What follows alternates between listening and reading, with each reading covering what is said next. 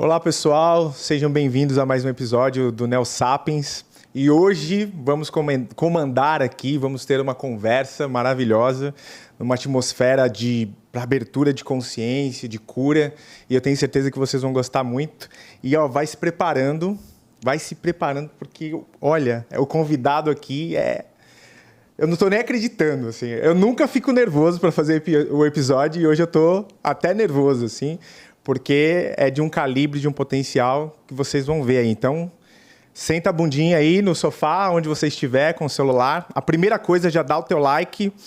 Se prepara aí para compartilhar, porque o conteúdo é muito maravilhoso. E vamos aqui à apresentação do nosso convidado, Dr. Luiz Augusto de Queiroz. Seja muito bem-vindo. Muito obrigado. Aliás, até muito feliz de ouvir, mas realmente vocês são ótimos em elogiar. Pessoal, tira 90% desses elogios aí, por favor. Gente, deixa eu falar uma coisa para vocês. Não tira, porque essa faz parte do espírito dele, não receber assim tão bem os elogios, mas eu vou falar uma coisa para vocês. E me perdoem todos os outros convidados, né? Nós todos somos almas únicas, mas a gente tem que respeitar a hierarquia, né? Exatamente. E o que a gente foi conquistando no decorrer das vidas, né? Para assim dizer. E a gente está simplesmente aqui, gente, com, eu diria que uma das maiores autoridades espirituais do mundo. Assim, para vocês terem ideia, provavelmente a gente vai falar de fenômenos aqui que, dos bilhões de habitantes da Terra, pouquíssimos viram, pouquíssimos tiveram a chance de presenciar. E a gente está falando de uma das pessoas que coordenou, assim, no plano físico, ajudou a coordenar esse trabalho. Então, não é brincadeira, não. Então, aceito o elogio e muito mais, porque as minhas palavras vão ser poucas para essa firmeza, para essa estrutura que o senhor veio criando durante os anos, e o papo vai ser muito legal. Mas antes da gente falar sobre o tema, eu vou apresentar para vocês, vou ler aqui um pouquinho da bio do Dr. Luiz Augusto, para quem não conhece, para ter ideia aí de quem que é nosso convidado. Dr. Luiz Augusto Queiroz é médico cardiologista e intensivista pela Universidade do Estado do Rio de Janeiro, fundador da Casa de Padre Pio, da Casa de Padre Pio em 1997, é uma instituição espiritualista no Rio de Janeiro, onde atua conduzindo trabalhos de materialização há 27 anos. Nascido em uma família onde a prática diária era marcada por espiritualidade e caridade, através do exercício mediúnico da sua avó materna, Judite. Dr. Luiz foi coletando um profundo aprendizado sobre o intercâmbio entre o mundo físico e espiritual, e esta avó materna foi a sua primeira grande inspiração da mediunidade a serviço da caridade. E esse aprendizado o preparou para encontrar mais tarde sua segunda fonte inspiradora, o Sr. Rocha Lima, fundador do lar de Frei Luiz, que se tornou um grande orientador espiritual desde que Luiz Augusto chegou ali com seus 24 anos. Por determinação do Rocha Lima, o Dr. Luiz Augusto assume a presidência da instituição e, em seguida, torna-se o coordenador das reuniões de materialização, perfazendo 14 anos de intensas vivências em contato com a ação sobrenatural na cura de doenças. O convidado de hoje vem compartilhar conosco uma parte das suas vivências com uma sólida bagagem cultural e um entendimento muito elevado sobre a ação dos mundos maiores que trabalham incansavelmente por nós. Então, é isso que vocês ouviram mesmo. A gente vai falar sobre uma tecnologia de cura, materialização. Eu acho, com pouco entendimento que eu tenho sobre o mundo espiritual, que é uma das tecnologias de ponta do mundo espiritual atuando aqui na Terra, e a gente vai falar sobre isso. E vocês me perdoem porque eu esqueci de falar com a minha co-host aqui. Mas eu tô aqui toda feliz. Eu tô muito feliz. Não preciso perdoar nada. As honras são todas para esse convidado, que a gente está muito empolgado para ouvir. Ele certamente vai, com toda a propriedade e a idoneidade de quem viveu desde pequeno o contato com o fenômeno, com o que nós chamamos de sobrenatural, mas, obviamente, o que é sobrenatural para nós é uma tecnologia de outras instâncias. E a gente está doido para saber que tecnologia é essa. Maravilha. Então, vamos lá? Vamos lá. Então, disponível aqui para a gente conversar. Assim, geralmente, a gente começa perguntando um pouco sobre a vida do convidado. Mas o senhor tem dado muitas entrevistas em outros podcasts, então a gente vai pular essa parte. Quem quiser pegar um pouco mais da base ali, do básico, sobre um pouco dessa introdução da sua vida, volta lá em outras, mas a gente vai um pouco direto ao assunto para a gente aproveitar bastante o tempo que a gente tem aqui. Então, a minha primeira pergunta, eu assisti aquele documentário recentemente, que eu nem tinha visto, ainda bem que eu assisti, que é um documentário... Do meu companheiro, do Paulo César Frutuoso, feito pelo Wagner de Assis, né? Isso. A Face Oculta da Medicina. A face oculta da medicina. Fantástico. Eu ia assistindo e fiquei chocado com aquilo, porque é desconhecido, né, para os leigos. Eu tinha visto um episódio do Netflix, eu falo assim, cara, o Netflix está fazendo documentário no lugar errado. Errado. Com o pessoal lá na Holanda, fraquinho, não deu nem para... Eu vi também. Não dá para acreditar. E a gente aqui produzindo coisas fantásticas aqui no Brasil. Então, a primeira pergunta depois de ver aquele documentário é esse fenômeno de materialização. Primeiro que eu vi que o objetivo dele lá onde começou, que foi no Lar de Frei Luís, foi para cura.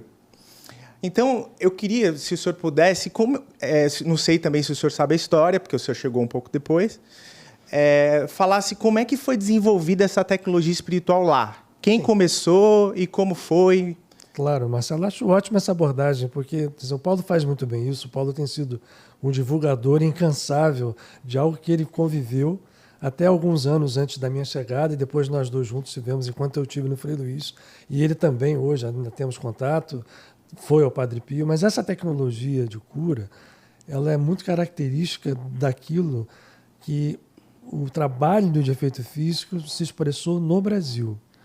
E só porque eu imagino que as pessoas talvez queiram ver, mas é só para fazer uma pequena síntese. A materialização de entidades, ela aparece muito junto com, na verdade, a explosão de efeitos físicos no século XIX, na Europa, principalmente na metade do século, que gerou, inclusive, o nascimento do Espiritismo, porque o Allan Kardec era um dos pesquisadores que voltou o olhar para esse tipo de fenômeno, e aí surgiu a codificação. Mas outros vieram e os efeitos físicos aconteciam. E aí era uma série de efeitos que foram analisados por cientistas de renome. Só que isso teve um pico, a coisa diminuiu por várias razões, eu acho que até não cabe que a gente esteja falando aqui. O último dos grandes cientistas foi o Charles Richer, que era um ganhador de prêmio Nobel, né, respeitável, descobridor das reações alérgicas, da histamina, por exemplo, que os alérgicos todos convivem. Né, E esse processo veio para o Brasil. Né? A gente entende que o Brasil, de alguma forma, ele é um receptáculo de toda uma esperança do mundo espiritual, e aqui começaram as materializações a acontecer e, de repente, houve uma diversão muito, ao meu ver, controlada para esse lado da cura. No Frei Luís, o Rocha Lima, que você citou aí, que realmente, para mim, é um pai espiritual, que era uma pessoa que não tinha, até entrar dentro do espiritismo, nenhuma formação. Ele entrou pelo fenômeno, né, a sua vida, e começou a desenvolver um trabalho, e quando ele viu, ele estava fazendo trabalho de materialização, né, com médiums já prontos, porque o Brasil é um celeiro desse tipo de sensitivo, de médium de efeito físico. Fazia isso na sua casa, e ao seguir o trabalho, as entidades foram dizendo: o trabalho justifica para a cura. O que vai de encontro, inclusive, é o que era também dito pelas entidades com outros médiuns contemporâneos desse trabalho do Rocha Lima no Frei Luís. O Peixotinho, por exemplo, recebia o que justifica hoje, se fazer um trabalho dessa envergadura, é cura. E ao fazer o trabalho de cura, ele estabelece, então, no Frei Luís um processo. Quando eu chego, já pego isso em andamento de muitos anos, onde as entidades vinham para curar. E aí, você falou em tecnologia, né? Isso. Trazia uma tecnologia que a gente hoje, 50, 60 anos depois, vendo as luzes de LED, o laser, a gente consegue entender mais ou menos o que já acontecia naquela época. As entidades trazem, vou usar o tempo no presente, aparelhos, né, que, emitindo luzes, atuam, e esse processo é utilizado para a cura de doenças graves. Então, a seleção era chegavam a esse tipo de tratamento aquelas pessoas que possuíam doenças degenerativas graves ou cânceres. Depois, inclusive, até quando apareceu o AIDS, foram também muitos pacientes tratados assim. E isso foi, assim, catalogado, vivo. O Paulo César sabe falar disso muito bem. E eu, como médico, né, quando cheguei ao Frei Luiz, não tinha intenção, fui colocado nesse trabalho. A minha formação é muito clássica, né? Na UERJ, como intensivista, como medicina interna, e o que eu vi mexeu com a minha medicina. Porque o que a gente viu acontecer ali na frente da gente, a gente não podia ficar incólume ou impávido olhando aquilo como se nada tivesse acontecendo. É uma tecnologia de alta evolução, ainda muito distante da que nós temos aqui, e que atua numa medicina que tem efeitos, a gente viu acontecer, né? Há descrições aí, Paulo, nesse documentário que você cita, fala de várias delas, e eu, somando os 27 com os 14, dá 41, quase 42 anos, ao longo desses anos eu vi coisas que não deixam dúvida de que a gente precisa dar uma atenção a isso, até para que a gente possa ter, enfim, nesse mundo de hoje, a evolução da forma de tratar, da forma de fazer medicina, mas é isso, né? Perfeito.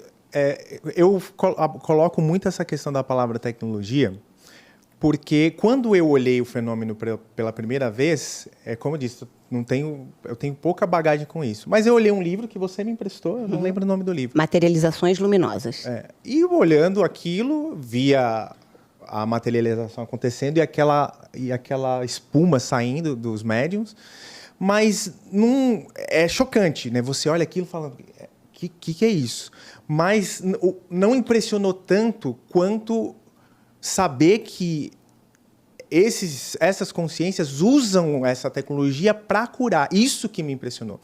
E quando eu falo da questão de tecnologia, era justamente saber, eu queria que o senhor pudesse explicar um pouco como que isso foi ganhando estrutura. Porque, por exemplo, imagino que deva ter uma sala especial, que deva ter leito especial, que deva ter iluminação especial, que deva ter um processo entre as pessoas que vão participar da reunião. Participantes preparados.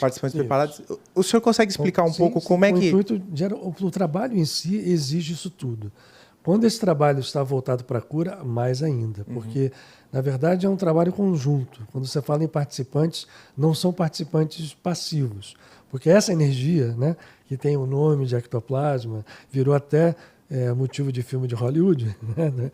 Os Caçadores de Fantasmas, o ectoplasma foi popularizado, mas o fato é que é uma energia, é característica dos seres vivos, e que pode ser trabalhada, e aí a gente está muito longe ainda de entender isso em profundidade, e precisa sim de um preparo. Quando é voltado para a cura, então, volto mais ainda, porque ela é toda direcionada, né, pelas entidades que controlam o processo, com as funções específicas para trabalhar em cada necessidade daqueles que estão ali presentes. E também isso acontece à distância também. Esse trabalho não necessariamente fica limitado àqueles que vão aos leitos, mas o ambiente especial, como eu falei, para qualquer materialização, ele é fundamental.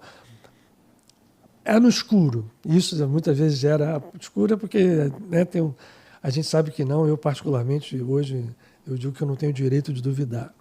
Eu confesso para vocês, né? Eu, em algum momento, lá no início, vendo aquilo tudo, eu falei, gente, será que... Mas esse será que já saiu de cena há muito tempo. Até porque eu confesso que fui ali olhar para ver o ambiente. E a gente depois foi conhecendo o trabalho. Enfim, não temos dúvida do que acontece ali. Mas o escuro é importante, porque o ectoplasma é uma substância que ela transita entre o que a gente chama de matéria física e o que a gente chama de energia, né? No fundo é a mesma coisa, mas o escuro ele facilita o fenômeno. Mas é importante dizer que há médiums, e eu vi isso, que provocam um fenômeno com luz como nós estamos aqui. Então não é uma necessária obrigatória, é necessário, mas não é mandatório, né? Facilita. E, como você falou, trabalho ambiente de temperatura, por exemplo, tudo isso é um somatório de necessidade que quando você vai ter um trabalho de materialização, você precisa que isso aconteça. E aí as entidades vêm e fazem o trabalho delas. Então, quando o senhor chega lá, já está um pouco pronto isso? A gente prepara com...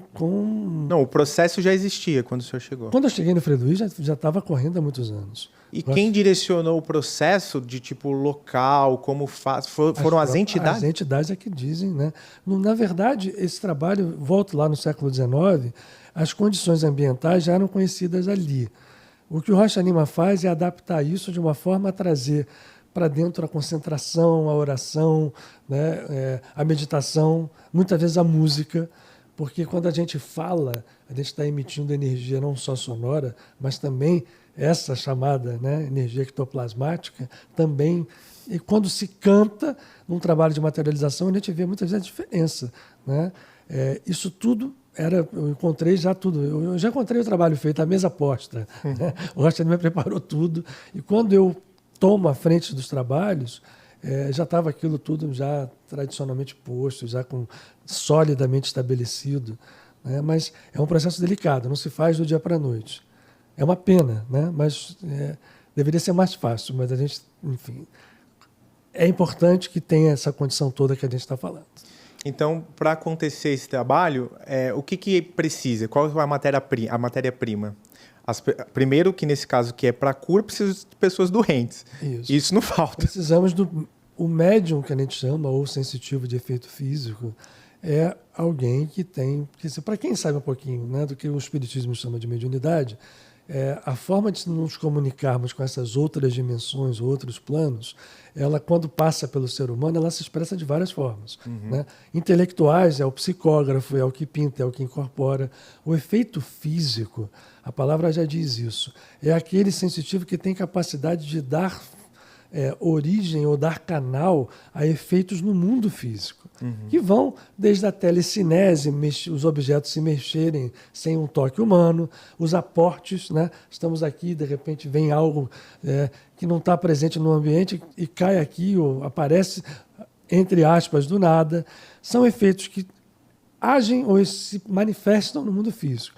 Dentre esses efeitos, o ápice do processo é a materialização.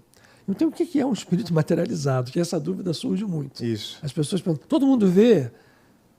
Todo mundo vê. Uhum. Todo mundo pode tocar? Não é ideal que toque, mas se a pessoa vai lá e toca, vai ver que não tem um fantasminha Pluft. Não é um ser que está ali. Não, aquele ser, naquele momento, ele está, a palavra diz bem, materializado. Tem temperatura? A pele tem temperatura? Eu, particularmente, eu experimentei isso. Você sente o calor da pele, né? A constituição. E já os pesquisadores que já fizeram trabalhos como o Richer tiram pulso, né? Percebem que é uma... Agora, algumas diferenças básicas. Né? Esses seres que todo mundo vê, que estão materializados, emitem luz, em algum momento, de algumas partes do corpo, muitas vezes do tórax, quando é um espírito muito elevado. Aliás, porque também isso, vou fazer um pequeno parênteses, pode até voltar para uma pergunta, não são só entidades de baixa vibração que se materializam, isso é uma falácia, né? Eu digo por experiência. Então, eles emitem luz, muitas vezes, e uma outra característica também que diferencia bastante, da mesma forma como eles aparecem, eles desaparecem, e podem se materializar e desmaterializar numa velocidade completamente incompatível com qualquer tipo de pensamento relativo à fraude ou qualquer coisa mais. Agora, não é uma ilusão, não, porque todo mundo vê, eles vão, as pessoas, eles tocam.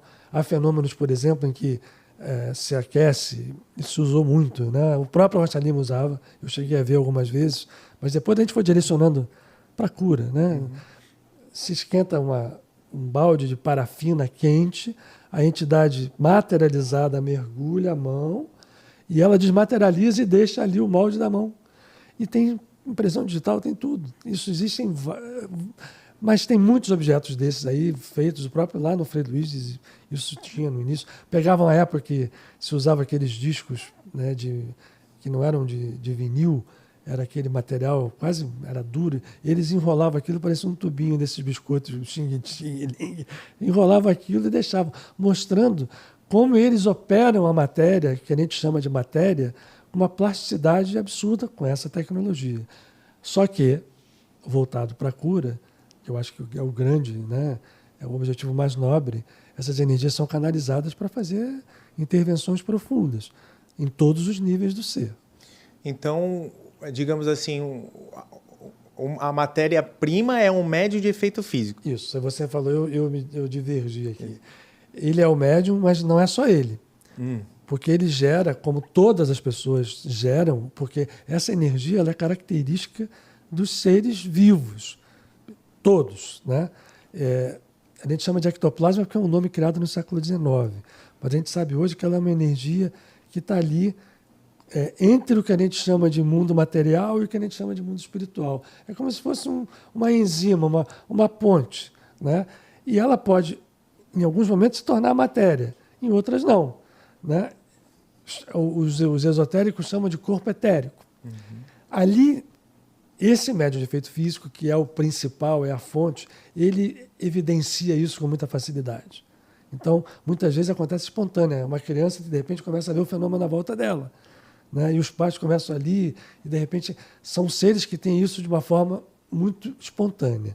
Nós todos temos. Num trabalho desse de cura, a gente se vale do sensitivo principal e associa todos os outros componentes que também são doadores, e energias outras que são trazidas da natureza, são trazidas de vários dos animais. Esse processo todo é trabalhado, e aí entra novamente a palavra, com uma técnica que a gente olha, vê, testemunha, mas não consegue entender na sua essência, e essa técnica se transforma na materialização, nos aparelhos, nas luzes que aqueles aparelhos emitem, e no final na intervenção que vai acontecer ao doente, enfim, uma pessoa que vai ali, né, ser tratada.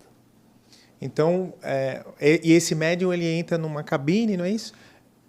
A cabine é uma coisa clássica que se usa, né? Por que usa uma cabine que fecha? Também vem de tradição, porque essa energia expõe muito, né, a natureza do médium, inclusive o efeito físico. As cabines servem como para montar algumas defesas vibratórias, mas não são, é bom que a gente repita isso, necessárias em absoluto. Existem vários médiuns que efetuam materializações fora de cabine. A cabine ela existe como uma espécie de tradição, né? Esse médium entra em transe, são transes geralmente muito profundos, tudo com exceções, tá, Marcelo? Né? Há vários médiuns que materializam sem transe profundo nenhum. Mas a maior parte entra nesse transe profundo e as entidades, então, se materializam. O que caracteriza os trabalhos sérios, né? Não fraudados, porque, enfim, isso também atrapalha muito, mas os trabalhos sérios. As entidades que se materializam são todas elas, na maior parte das vezes, com biotipos completamente diferentes do médium que está em transe. Então, se é um homem, pode se materializar uma mulher, ou materializa um homem com um tamanho fisicamente muito maior, ou uma criança. Enfim, eu te falo isso nesses 41 anos de experiência, tendo visto todo esse tipo de variação do fenômeno. Sabe algumas perguntas que podem ajudar a audiência a entender melhor? Porque eu imagino que as pessoas estejam em casa, e óbvio, quem está ouvindo isso pela primeira vez, a gente começa a querer criar imagens mentais que tangibilizem aquilo que está sendo trazido para quem ouve pela primeira vez. Então, acho que perguntas que ajudam a tangibilizar, para vocês criarem imagens mentais. Então, o médium pode estar numa cabine ou não. Existe um corpo de apoio da equipe mediúnica que, pela sua descrição, precisam ser pessoas bem preparadas, que emitam frequências vibracionais emocionais, o bem-querer do médium, o bem-querer do condutor, que é você. Isso é fundamental. Condição sine qua non para que tudo transcorra bem é que todos, minimamente, convivam de forma cordial, entendendo a grandeza do fenômeno. Isso. Bem, elas estão expelindo esse ectoplasma ou vibrações invisíveis que se somam ao aparelho do médium, e esse sensitivo principal, ele tem uma tecnologia diferenciada e avançada em relação aos demais. Dentro do corpo desse médium, é produzido, então, esse ectoplasma, e como você descreveria? Como uma espuma, como uma fumaça? Pois a gente usa esse nome, espuma, fumaça, é uma substância, quando ela é visível, Sim. ela toma formas até meio bizarras, né? Porque quando você vê um ectoplasma se tornando visível, o que assim, vai aparecer ele saindo dos orifícios naturais. Sai dos orifícios. Mas não é só daí. Ele sai dos poros, sai de todos os lugares, dos chakras, enfim. Há fotografias que mostram, inclusive, o chakra visível, né? O chamado chakra, né, na tradição tão longa oriental, em uma médium especificamente, a Eva Carrière, tem fotos do século XIX, onde o chakra no torácico, né, chamado cardíaco, está visível aqui, perfeitamente materializado. Ele sai dali e muitas vezes, quando ele sai, ele ganha uma espécie de vida própria, ele fica, né, ondulando, e se a pessoa vai chegar com a mão, ele recua, né? Como se fosse um ser vivo. Sim, sim. Mas isso não era... E aí, daí para a materialização, há muitos passos, né? Porque, então, a entidade faz o que com aquilo para se materializar? A resposta, ainda não sabemos. Porque maravilhoso. Como é que isto se transforma num ser? Existem várias teorias, né? Eu, particularmente, até por ter, enfim, convivido com isso, tenho algumas, mas acho que nem é o caso da gente falar aqui, mas o fato é que aquele processo ali permite que um ser extradimensional, um espírito, temporariamente se manifeste num corpo que eu diria que é um corpo físico temporário. Eu, às vezes, até brinco. É como se aquele espírito fosse um filho temporário do médium. Ótimo. Até os médiums transmitem, os médiums de efeito físico, aqueles que eu convivi, que muitas vezes eles sentiam como se tivesse, principalmente da região do umbigo, onde aqueles que sabem o chakra umbilical, como se houvesse um cordão entre ele e a entidade materializada. Eles, às vezes, relatam isso. Então, teórico, será que aquilo é um processo genético acelerado? Em vez de 9 meses, em minutos, né? E aquele processo todo gera um ser que vai depois se dissolver. A gente não sabe nada, né? Quando o Einstein chegou trazendo a teoria que diz que o tempo é relativo, a gente pode entender que, então, que de repente você consiga produzir um ser com uma técnica, vamos comparar de muito longe, né? Com uma gestação acelerada. A gente baseia-se nisso nos testemunhos dos médiums, desse médium principal, que diz muitas vezes que ele não sabe, se ele entra em transe muito profundo, ele às vezes sente tudo que a entidade que está materializada lá fora está fazendo. E ele está lá deitado no leito, mas como se ele tivesse uma segunda percepção. A entidade está ali fora tratando o doente, diferenciada completamente dele, inclusive fisicamente, mas é como se a percepção fosse tão próxima, quase que, né, quase uma extensão. Se a mesa, né? Sim, sim. E ele está ali. Então, as teorias vão muito... A gente não tem ainda uma base, até porque, como a ciência resiste muito a isso, infelizmente, né, a gente não conseguiu que a ciência se debruçasse com um olhar amigável para poder... Como aconteceu no século XIX, né, esses cientistas que eu dominei eram cientistas que pagaram preço, porque foram muitas vezes excluídos da academia por estarem mexendo com feitiçaria, com misticismo. Mas esse não é o papo da nossa conversa aqui. Marcelo, se você me permitir, eu já gostaria de mostrar algumas imagens, porque aí facilita ainda mais a visualização da audiência. Pode ser? Produção, põe na câmera 4 para mim, por favor. Então, eu só coloquei esse primeiro slide aqui, a título ilustrativo. Obviamente, isso é uma imagem produzida por inteligência artificial. Mas, doutor, valida aqui para mim. A produção do ectoplasma, por exemplo, saindo da boca, seria algo muito próximo dessa imagem? Pode ser assim. Poderia. Sim, agora, claro. Vamos para imagens reais. Quem é essa médium? Essa é uma foto clássica. À direita. Nós citamos aqui essa médium, a Eva Carrière, que é uma médium francesa que foi largamente estudada novamente, pelo Charles Richer, pelo Aksakov, pelo Lombroso, pelo Crookes. Quem aparece ali na imagem é o Conan Doyle, o autor do Sherlock Holmes. Essa cabecinha central, mais próxima do nariz dela. Olha só. Porque o Conan Doyle se interessou pelo fenômeno, muito, estudou largamente o fenômeno espiritualista. E aí é uma imagem esquisita para a gente hoje, né? Sim. Porque ela é uma foto, vejam bem, no século XIX. Então, por que aquilo ali no meio, uma cabeça com uma foto, enfiou um retrato ali no meio daquela nuvem? Mas se a gente analisar bem, é uma figura tridimensional.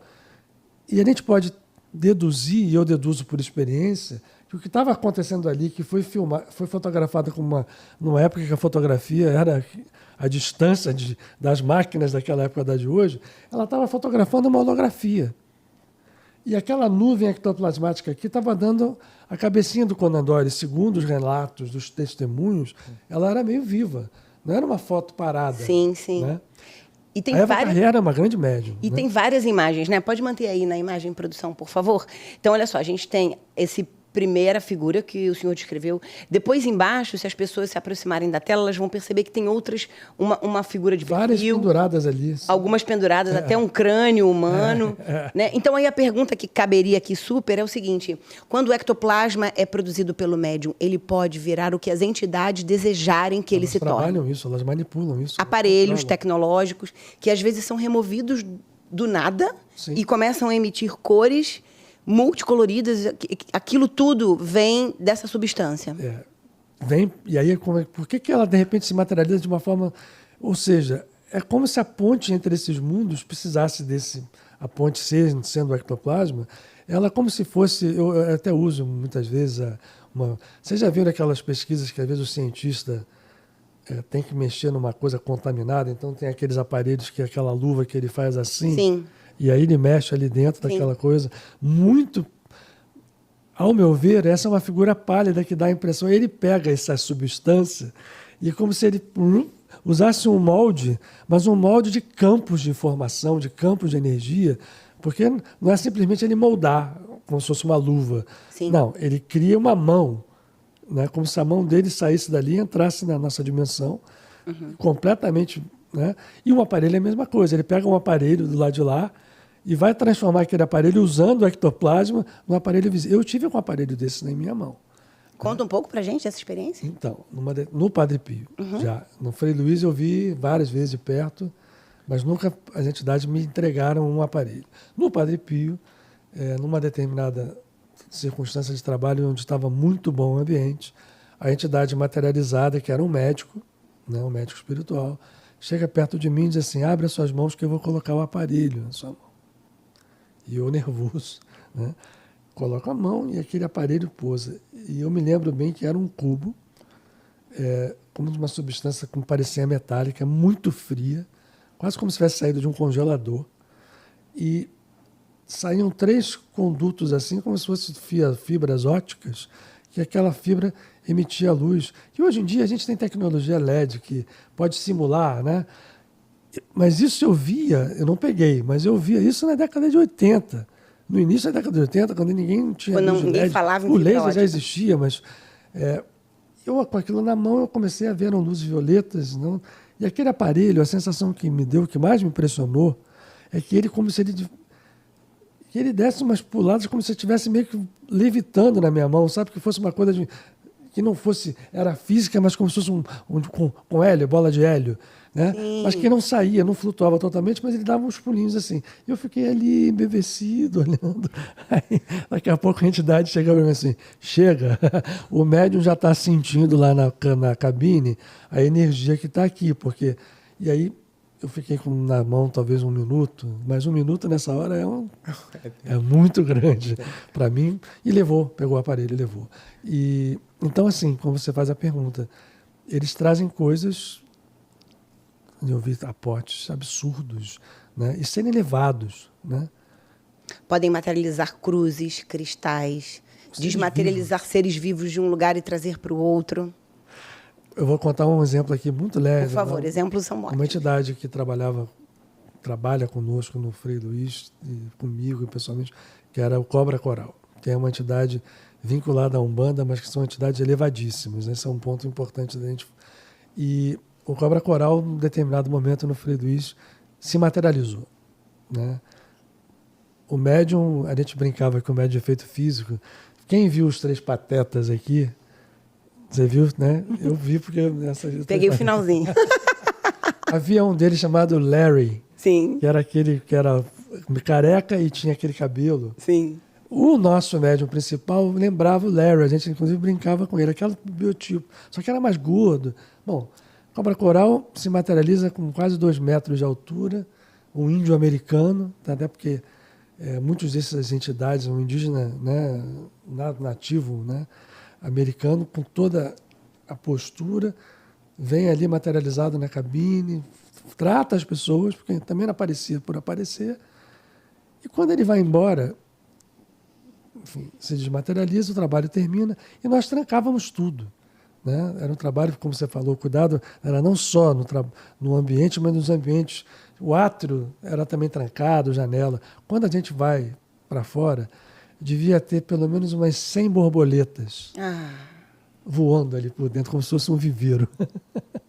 Porque ele era reconhecidamente, na aura vibratória dele, ele trazia borboletas. Então, nós tivemos a prova materializada e foi um trabalho danado, porque a gente viu aquelas bichinhas todas ali para pegar, colocá-las lá fora. Mas a gente fez alegre, né? Cada um pegava uma, outra, no final das contas estavam todas livres de novo. Mas quando a gente chega com tudo trancado, as borboletas voando ali dentro. Assim. Marcelo está aqui com o coração pulando, porque ele tem um carinho enorme. Isso são fenômenos que a gente conta, eu sempre digo assim, eu tomo uma ousadia, né? Porque, assim, mas eu não tenho muito problema não, porque eu não só convivi com isso, como eu digo que eu não tenho direito de duvidar. Não tem. O senhor me desculpa, mas o senhor tem direito de duvidar.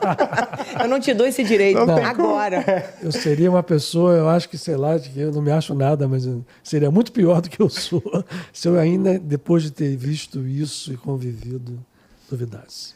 Doutor Luiz, o que eu fiquei curioso é que eu achei nesses trabalhos que quem se materializava eram médicos de outros planos. Sim. Mas materialize-se um nativo ou outros seres. Pretos velhos. Pretos velhos se materializam. Eu tenho um preto velho que chegou perto de mim materializado, que eu passei a mãozinha na cabecinha, aquele cabelinho branquinho. São as coisas que a gente não esquece. Né? Só que cada um deles tem um jeito de trabalhar com a cura. Trabalham com cura, todos. Todos trabalham com a cura. E tem seres, não sei nem como chamar, entidades, seres conscientes. Entidade. Tem entidades que são mais high-tech, assim? Então, vai do high-tech ao... Vai do high-tech até o tem aqueles preto seres velho. que hoje está na moda, né? Que a gente como extraterrestres, que ele quer dizer. Isso aí. Sim. Também se manifestam. Então, conta uma experiência dessa pra gente. Nós tivemos uma época, isso é engraçado, porque a gente não determina, né? Em que houve, assim, no Frei Luiz, no Padre Pio, presença. Esses seres são diferentes, né? A complexão física deles são geralmente muito altos, né? Pelo menos os que vieram lá. Né? Não falam muito, pouco, no nosso caso, né? Estou dando a experiência da gente. E vem ali, também com as mãos, trazendo as luzes da mesma forma, um pouco diferentes, e se retiram. Mas um deles, né? Especificamente, é interessante contar essa experiência porque a gente mostra como é um processo dinâmico e é um processo que não é assim, não estamos num mar de rosas, nem no país da Alice das Maravilhas, né? Aliás, estamos porque na Alice tinha lá a rainha de copos e queria cortar a cabeça dela. É uma coisa que a gente mexe com energias muito, né, em algum momento, até conflitantes, né? E um desses seres chega e diz assim, olha, nós vamos aqui trazer para vocês aparelhos de alta sofisticação para vocês fazerem aqui mesmo, materializados que vão ficar. E na primeira vez que ele faz isso, e a vinda foi até assim estrondosa, é aportado, ou seja, sem estar naquele ambiente, um cristal de quartzo rosa que devia ter, sei lá, uma pedra talvez com 1 quilo ou 2,5 quilos. Aquilo vem bum, com barulho, mas onde ela caiu, apesar do barulho, não machucou nem quebrou nada. Ele disse, olha, vocês vão preparar essa pedra e vamos trabalhar outras. E começaram a materializar várias pedras, né? Trabalhos muito bonitos. E aí, um belo dia, um deles vem e me entrega um cilindro de cobre. E dentro desse cilindro você vê que tinha alguma coisa. Ele disse, não mexe nisso agora, que nós vamos ir aos poucos trazendo, e depois nós vamos dando as instruções. Aí o que aconteceu? Né? Somos seres humanos, né? No meio desse processo, houve uma desarmonia, enfim, não vou dizer aqui a causa, no trabalho, as pessoas, né? E daí eles disseram, olha, vamos parar, porque vocês não estão preparados ainda para seguir em frente aqui. Mas tinha que ter um estraga prazer. E aí a gente ficou com aquele beiço, né? Mas ficamos ali. O máximo que a gente conseguiu fazer foi pegar essas pedras e, lembrando de alguma coisa, colocamos isso dentro de um cone de cobre, aquele cilindro, né? Entrou ali, vamos botar ali dentro, né? Porque não sei como é, mas põe. E era usado no Frei Luiz, estamos falando antes do Frei Luiz, né? Não ainda era Padre Pio. Nos trabalhos normais, se colocou um estroboscópio físico, comprado na esquina, lá na Rua da Alfândega, e esse estroboscópio emitia uma luz que passava por esses cristais. E a entidade, não materializada, mas no trabalho, ligava aquilo e ajudava na cura ali. Então a gente ficamos nisso. Não avançou. Eu estou dando uma prova para mostrar como isso é natural, como não é um trabalho. É um trabalho que segue toda a dinâmica das relações humanas, né? Sim. Se a gente está bem preparado, vai. Principalmente de cura. Se não está, como eles disseram, E é não tão vai maravilhoso, né, você saber com essa descrição que existe essa governança maior, que nos dá a possibilidade, a oportunidade, mas também sabe colocar o limite quando nós não estamos aptos. Exatamente. Ou levando mais incompetências do que possibilidades. Exatamente. Né? Exatamente. Eu tô chocado. Eu tô sentindo ele em choque, a vibração do choque dele Eu tá vindo em mim. não sabia metade disso, assim. Mesmo vendo o documentário, eu não sabia. O Paulo, ele foca muito no trabalho do Dr. Friedrich von Stein. E fez muito bem. Isso, Né? Eu achei também, eu estava ali todas aquelas descrições dele, eu estava ali do lado. Uma delas ele me cita, porque eu era o cardiologista da vez. Né? Isso. E foi materializado foi retirado, né, uma substância, uma pessoa que tinha uma cardiopatia grave, que era uma cordoalha de válvula mitral, e eu reconheci na hora. Ele usa isso como exemplo, mas ele fica muito focado nesse tipo de coisa, mas ao redor... É gigante. E o senhor trabalha com isso até hoje. Isso é uma... O senhor é uma rotina, o senhor vê isso com frequência? Nós temos hoje, porque o médium que trabalhava, né, eu trabalhei basicamente com 2 médiums. Esse mesmo que recebi o Dr. Friedrich von Stein, que é um irmão, eu digo porque já foi para o mundo de lá, mas para nós não tem mais morte. Né? Uhum. E hoje não tem. Isso para mim é tão provado, né, é um conceito para mim. O Gilberto Arruda, que era, né, quem dava passagem e materializava essas entidades, inclusive o Dr. Friedrich. E o Nelson Soares, que trabalhava... Que quando eu fui para o Padre Pio, o Nelson está começando a se recuperar, mas ele passou um momento de queda de saúde física. E ele já está com 84 anos. Então, ele está no intervalo agora. Né? Mas é rotina. A gente continua com os trabalhos e os fenômenos não são tão evidentes porque nós estamos formando novos médiuns. Até porque isso também é uma coisa... É importante dizer, e eu aprendi isso com o Rocha Lima. Talvez o Rocha Lima tenha sido esse pioneiro. Porque todos esses pesquisadores que eu citei, né, os Crookes e mesmo aqueles que abordaram médiums aqui no Brasil, chegam com o médium já com o efeito explodindo. Não pronto, mas o médium que já materializava. O Rocha Lima começou com médiums assim, e depois, esse que eu citei, o Gilberto, o Nelson, foram desenvolvidos pelo Rocha Lima, que identifica, né? Por exemplo, ele olhou para o Gilberto e falou: você é médium de efeito físico. Agora eu era uma criança. Ele sentia. Ele sentia, via, enfim, e aí ele trabalhava e realmente... Então essa técnica, eu graças a Deus consegui vê-la e aprendê-la. Então hoje a gente, até porque, né, um já foi para o outro lado, o Nelson está com 84 anos, ainda ativo, mas... A gente está com vários médiuns em potencial que a gente sabe que vão chegar a esse efeito. Porque não tenho mais dúvida também que você pode pegar uma pessoa que não é tão ostensiva na fenomenologia, mas que ela pode ser levada a produzir o fenômeno. Por um treinamento. Por um treinamento. Que é o que acontece agora com esse grupo que você está fazendo. Isso. Então, tanto existe o fenômeno espontâneo, aquele que ele não tem controle, arrebatador. Aquele que já chega... Sim, né? E deve ser realmente uma grande provação na vida dessa pessoa. Muitas vezes sofre muito. Sofrimento. Os exemplos são muitos. Sofrimento atroz, né? Na vida pessoal, em tudo. E existem aqueles casos em que existe o potencial da mediunidade ectoplasmática. Poderíamos chamar um ser desse de um ectoplasta? Poderíamos? Sim, é um nome que pode se dar. Um ectoplasta, Sim. Que, uma vez desenvolvido, e aí eu entendo que o desenvolvimento não é só por parte dessa tecnologia, mas também, imagino, Luiz, pelo que eu te conheço, que é dar a esse ser os conceitos, a noção de disciplina, o entendimento, o comprometimento, a intenção. Isso.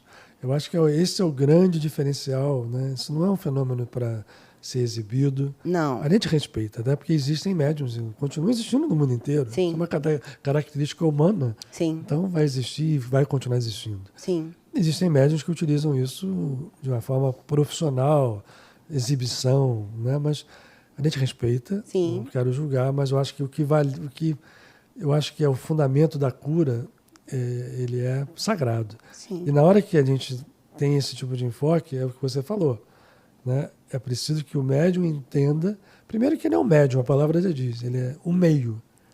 Então ele não é, porque a linha da vaidade, porque imagina uma pessoa dessas diferencia um pouco, né? Ela é diferente um pouco, né? Entre aspas, das pessoas comuns, né? Esses médiums geralmente têm efeitos que o acompanham, fazem, né, transportes. Se você não cuida, né, do processo que pode levar a uma exacerbação de ego, orgulho e vaidade, essa pessoa pode seguir outros caminhos. Então a gente procura lá, o ideal na casa de Padre Pio, que aí assim eu aprendi no Frei Luís, é que esse médium precisa ter a consciência que ele é apenas um canal, né? E que ele hardware, né? Lá. Exatamente, é isso. Ele fornece a condição disso acontecer e assim se não houver... porque é o médium que cria, porque há sensitivos que controlam o fenômeno. Porque essa energia ela é controlada, ela pode ser controlada pelos espíritos desencarnados, mas ele pode treinar, né? Então, nós temos exemplos, né? Eu vou citar aqui, porque Por favor. Thomas Green Norton, que era um super sensitivo e que seguiu um caminho. Eu respeito muito o Thomas, né? Estou dizendo aqui. Inclusive, ele foi muito atacado e foi de uma forma muito ruim, acusado de fraude. O Thomas é um super fenômeno. Agora, ele aprendeu a controlar o fenômeno. E aí ele, não preciso entregar para as entidades, para coisa nenhuma. É um outro aspecto. A essência é a mesma energia, é o mesmo ectoplasma, é a mesma força. Agora, no nosso caso, a gente não pensa nisso. A gente pensa que esse sensitivo ele tem que se entender como um veículo. E aí o fenômeno vai acontecer através dele para a cura, para ajudar as pessoas. Mas é um trabalho difícil, a natureza humana não é fácil de controlar. E para que acho que seria interessante para dar material para que as pessoas possam entender o nível de comprometimento com esse tipo de mediunidade, né? Que, óbvio, quando a gente está trazendo as informações, aquilo nos encanta, né? O sobrenatural. Mas uma sugestão é assistirem o filme do Arigó, para entenderem que a porta é estreita mesmo. Isso, é um a super porta filme. É muito estreita. Isso, o Arigó é um exemplo muito claro. Mas ele é de materialização? Também. Ele só não se dedicou a esse trabalho de forma específica, mas acontecia um fenômeno de toda a natureza com ele. Eu posso continuar mostrando mais umas imagens ou você quer falar? Não, eu só ia fazer uma pergunta. Tem alguma... O senhor tem alguma... Eu imagino que é uma especulação. Céu, né, Marcelo? Doutor Luiz. Tem alguma... particularmente, o senhor tem alguma especulação? Não consigo não falar. Não, tudo bem. Eu tem alguma brinquei, especulação? Tem cabelo branco aqui. Ó, especulação do porquê essa pessoa vem com essa tecnologia? Tem Então, alguma especulação? Então, Boa. a gente dentro da compreensão que depois do trabalho... Por isso eu acho que o Kardec tem que ser citado, porque não só ele, outros, mas ele mostrou com clareza que esse processo não é aleatório, né?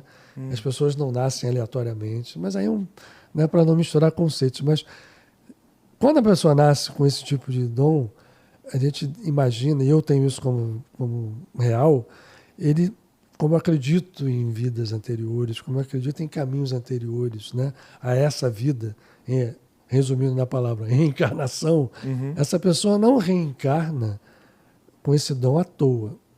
Houve algum processo em que ele se compromete a vir com esse dom. E aí, por isso mesmo, a gente olha, se você tem aqui, não é para você sair por aí fazendo mágica e ganhando dinheiro com isso. Pode até fazer.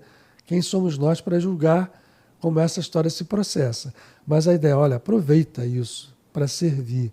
Aproveita para botar nessa história o amor, a consciência espiritual, a demonstração de que a vida não resume-se ao que a gente acha que é, né? E cada vez mais a gente olha esse mundo e vê, caramba, vale a pena se fosse só isso, né? Então, é um processo que quando ele vem, respondendo a sua pergunta de modo sim, não é à toa, ele vem com uma programação que ele pode ou não seguir, né? O médium.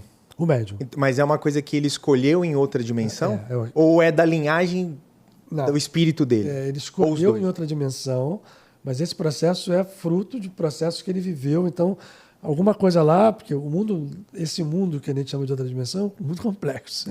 É bem mais complexo do que o nosso. A gente aqui é uma imagem pálida, né? As sociedades são muito mais avançadas, a tecnologia é muito mais avançada. Então, esses lá, por algum motivo que a gente não determina, olha, a gente até pensa, na outra vida ele fez isso, fez aquilo, outro, mas eu não gosto de fazer essa linearidade, né? Porque às vezes fica muito preso ao processo. Por uma razão, ele foi programado para isso, concordou em ser assim e trouxe uma programação, né, no seu subconsciente. Aí, o que acontece? Ele vai encarnar num corpo físico porque vai entrar a genética fisiológica. Ele precisa de um corpo físico que dê a ele a condição de expressar essa coisa que todo mundo tem natural de uma forma mais ostensiva. E se você for olhar, você vai olhar na genética desse médium e vai encontrar antepassados que também têm essa coisa, porque você não vai já que vai encarnar, vamos encarnar de uma forma que facilite o processo. Então, a gente vai ver que a carga genética desse médium geralmente vincula muito ele a antepassados que tinham o mesmo fenômeno, ou fenômenos parecidos, entendeu? Até tudo está intrincado, né? Você não pode separar nada, né? E o senhor, você detecta a tecnologia por mediunidade também? Não entendi. Como é que você reconhece um ectoplasta? Por percepção mediúnica. Se ele não chega já com o prato feito, né? Porque às vezes chega ali a pessoa, não, minha casa está caindo, explode lâmpada, explode luz, voa objeto, né? Tem muitos casos desses que chegam assim. Mas quando não é assim, a gente percebe alguns sintomas, porque também as pessoas hoje dizem, meu ectoplasma, eu tenho ectoplasmia porque eu bocejo, ou eu, né, arroto muito, eu fico logo com... O ectoplasma é uma energia, né, que faz parte da nossa constituição, da nossa anatomia extrafísica. Né? Como a gente falou, do corpo etérico. Essa energia... Desse duplo etéreo, desse corpo sutil. Desse duplo etéreo. Essa energia, ela vai, muitas vezes, estar ali sendo utilizada de uma forma... Quando a pessoa chega, para responder a tua pergunta, às vezes, pelos sintomas e pela mediunidade, a gente percebe essa pessoa tem um potencial ectoplástico grande.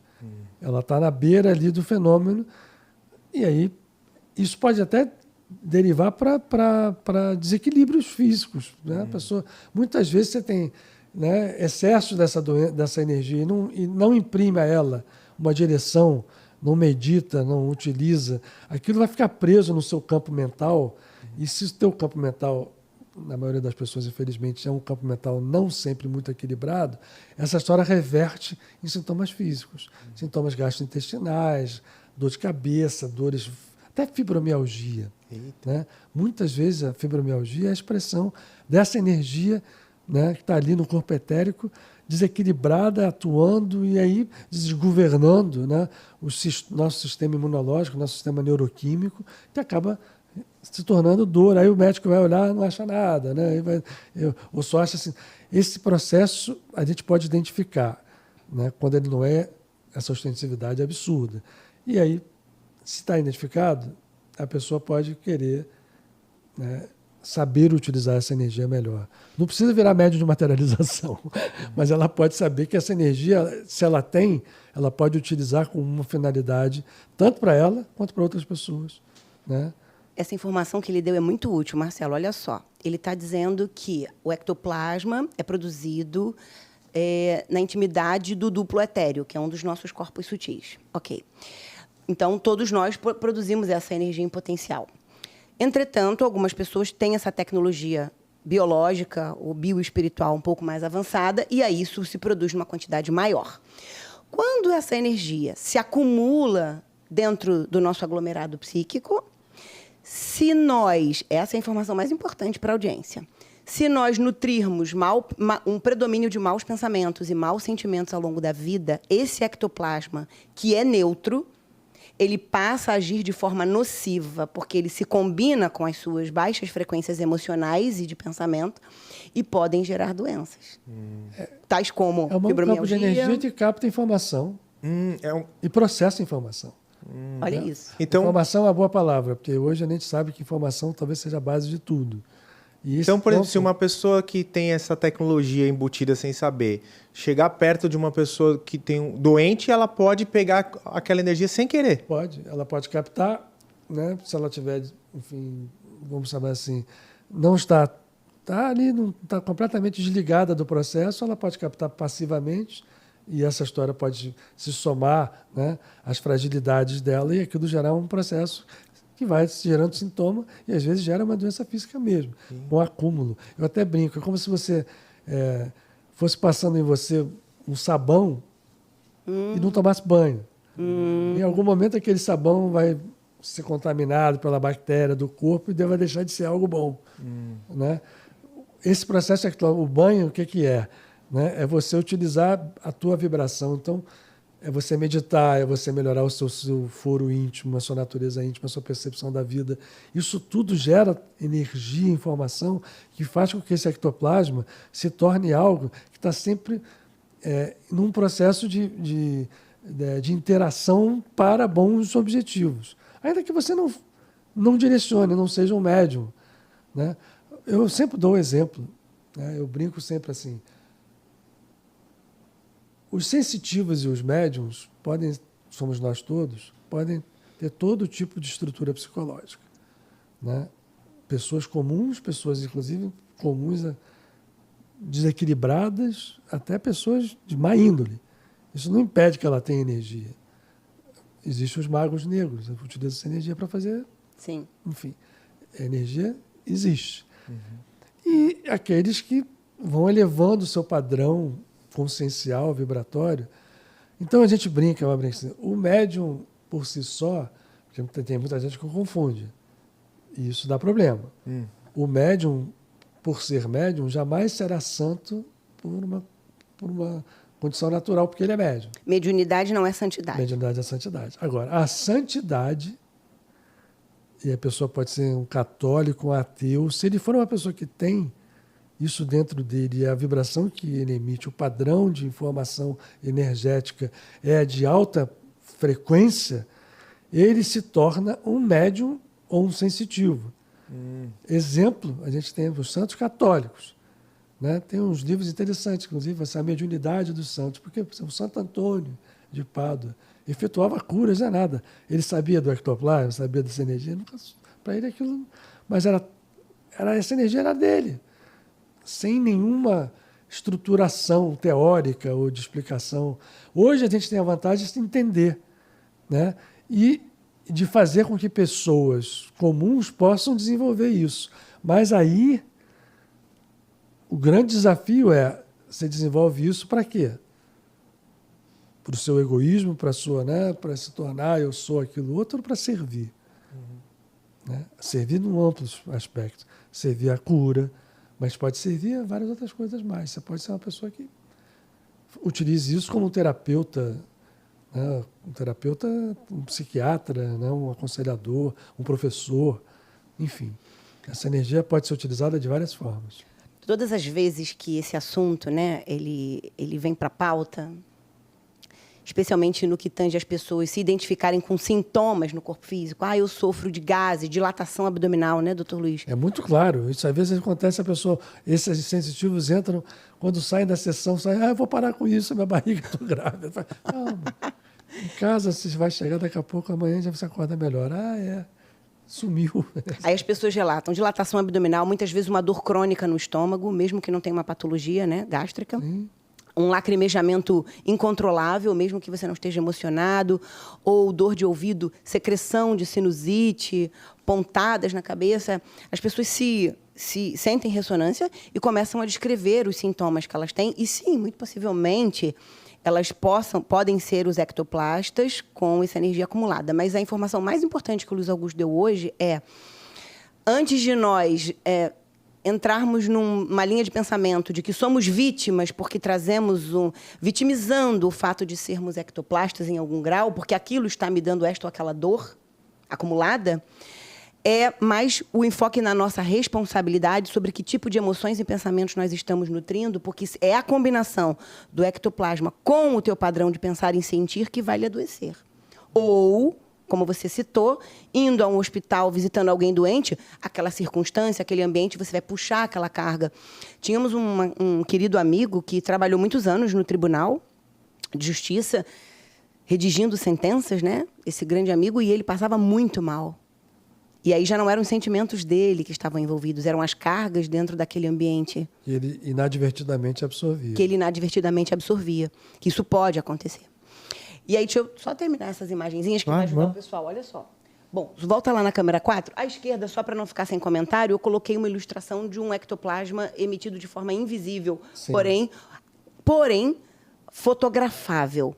É muito comum que o ectoplasma não visível entre nós aqui, nas lentes fotográficas apareçam. Na foto, é verdade isso? Tem inúmeros exemplos. Inúmeros. Vamos lá. Aqui eu coloquei uma ilustração para quem gosta de gráficos e ilustrações técnicas, mostrando do lado esquerdo justamente o duplo etéreo, onde o Dr. Luiz disse que era o corpo sutil que dá aonde o ectoplasma se formava, a combinação do ectoplasma humano com os fluidos da natureza, os fluidos espirituais, e ele sendo direcionado para o corpo físico, e ali ele é expelido em forma daquelas espumas. Isso. Uma ilustração, um desenho, isso aqui é um desenho, para dar ainda mais uma noção do ectoplasma saindo pela boca, o lacrimejamento espontâneo, aquela névoa, muito possivelmente invisível, ao redor da cabeça do médium. E aqui, doutor Luiz, o que é isso aqui? Esse é um dos grandes, para começar por aí. Vamos lá. Um dos grandes médiuns de efeito físico que nós tivemos aqui no Brasil, Peixotinho. Ele foi estudado exaustivamente, inclusive pelo Chico Xavier, que para aqueles que são vinculados ao espiritismo, o Chico é a figura que, enfim, de uma credibilidade absoluta e de autoridade também. E o Peixotinho era um médium de materialização de fenômenos e se deixou fotografar. Está ali o rosto dele. Né, mostra para mim, na 4, esse é o rostinho do Peixotinho à esquerda? Uma pessoa também de 1,58 m e que se materializava por ele, era todo tipo de magro. E à direita ele está deitado, não é? Ele está deitado no leito, vocês estão vendo o ectoplasma, quando ele é fotografado, ele muitas vezes aparece até um aspecto de um tecido. Essa entidade foi reconhecida, está materializada, mas volto a dizer, a tecnologia da fotografia atrapalha muito, porque aparece ali e as pessoas, aquilo ali, o cara botou um retrato ali no meio e colocou, mas ao vivo, isso é uma coisa de uma impressão, aquele branco ali é luminoso, né? O rosto é vivo. E o Chico Xavier, inclusive, participou de várias reuniões dessas, dando, inclusive, seu testemunho em atas escritas com a sua letra. E tem várias, né? Isso foi uma informação de muita utilidade. Olha só, mais uma vez aqui, porque a gente sabe, né, Luiz Augusto, que mesmo no ambiente onde as pessoas professam a religião espírita ou alguma religião espiritualista, existe ainda, acreditem se quiser, uma resistência muito grande em incluir os fenômenos de materialização como algo com a sua contribuição.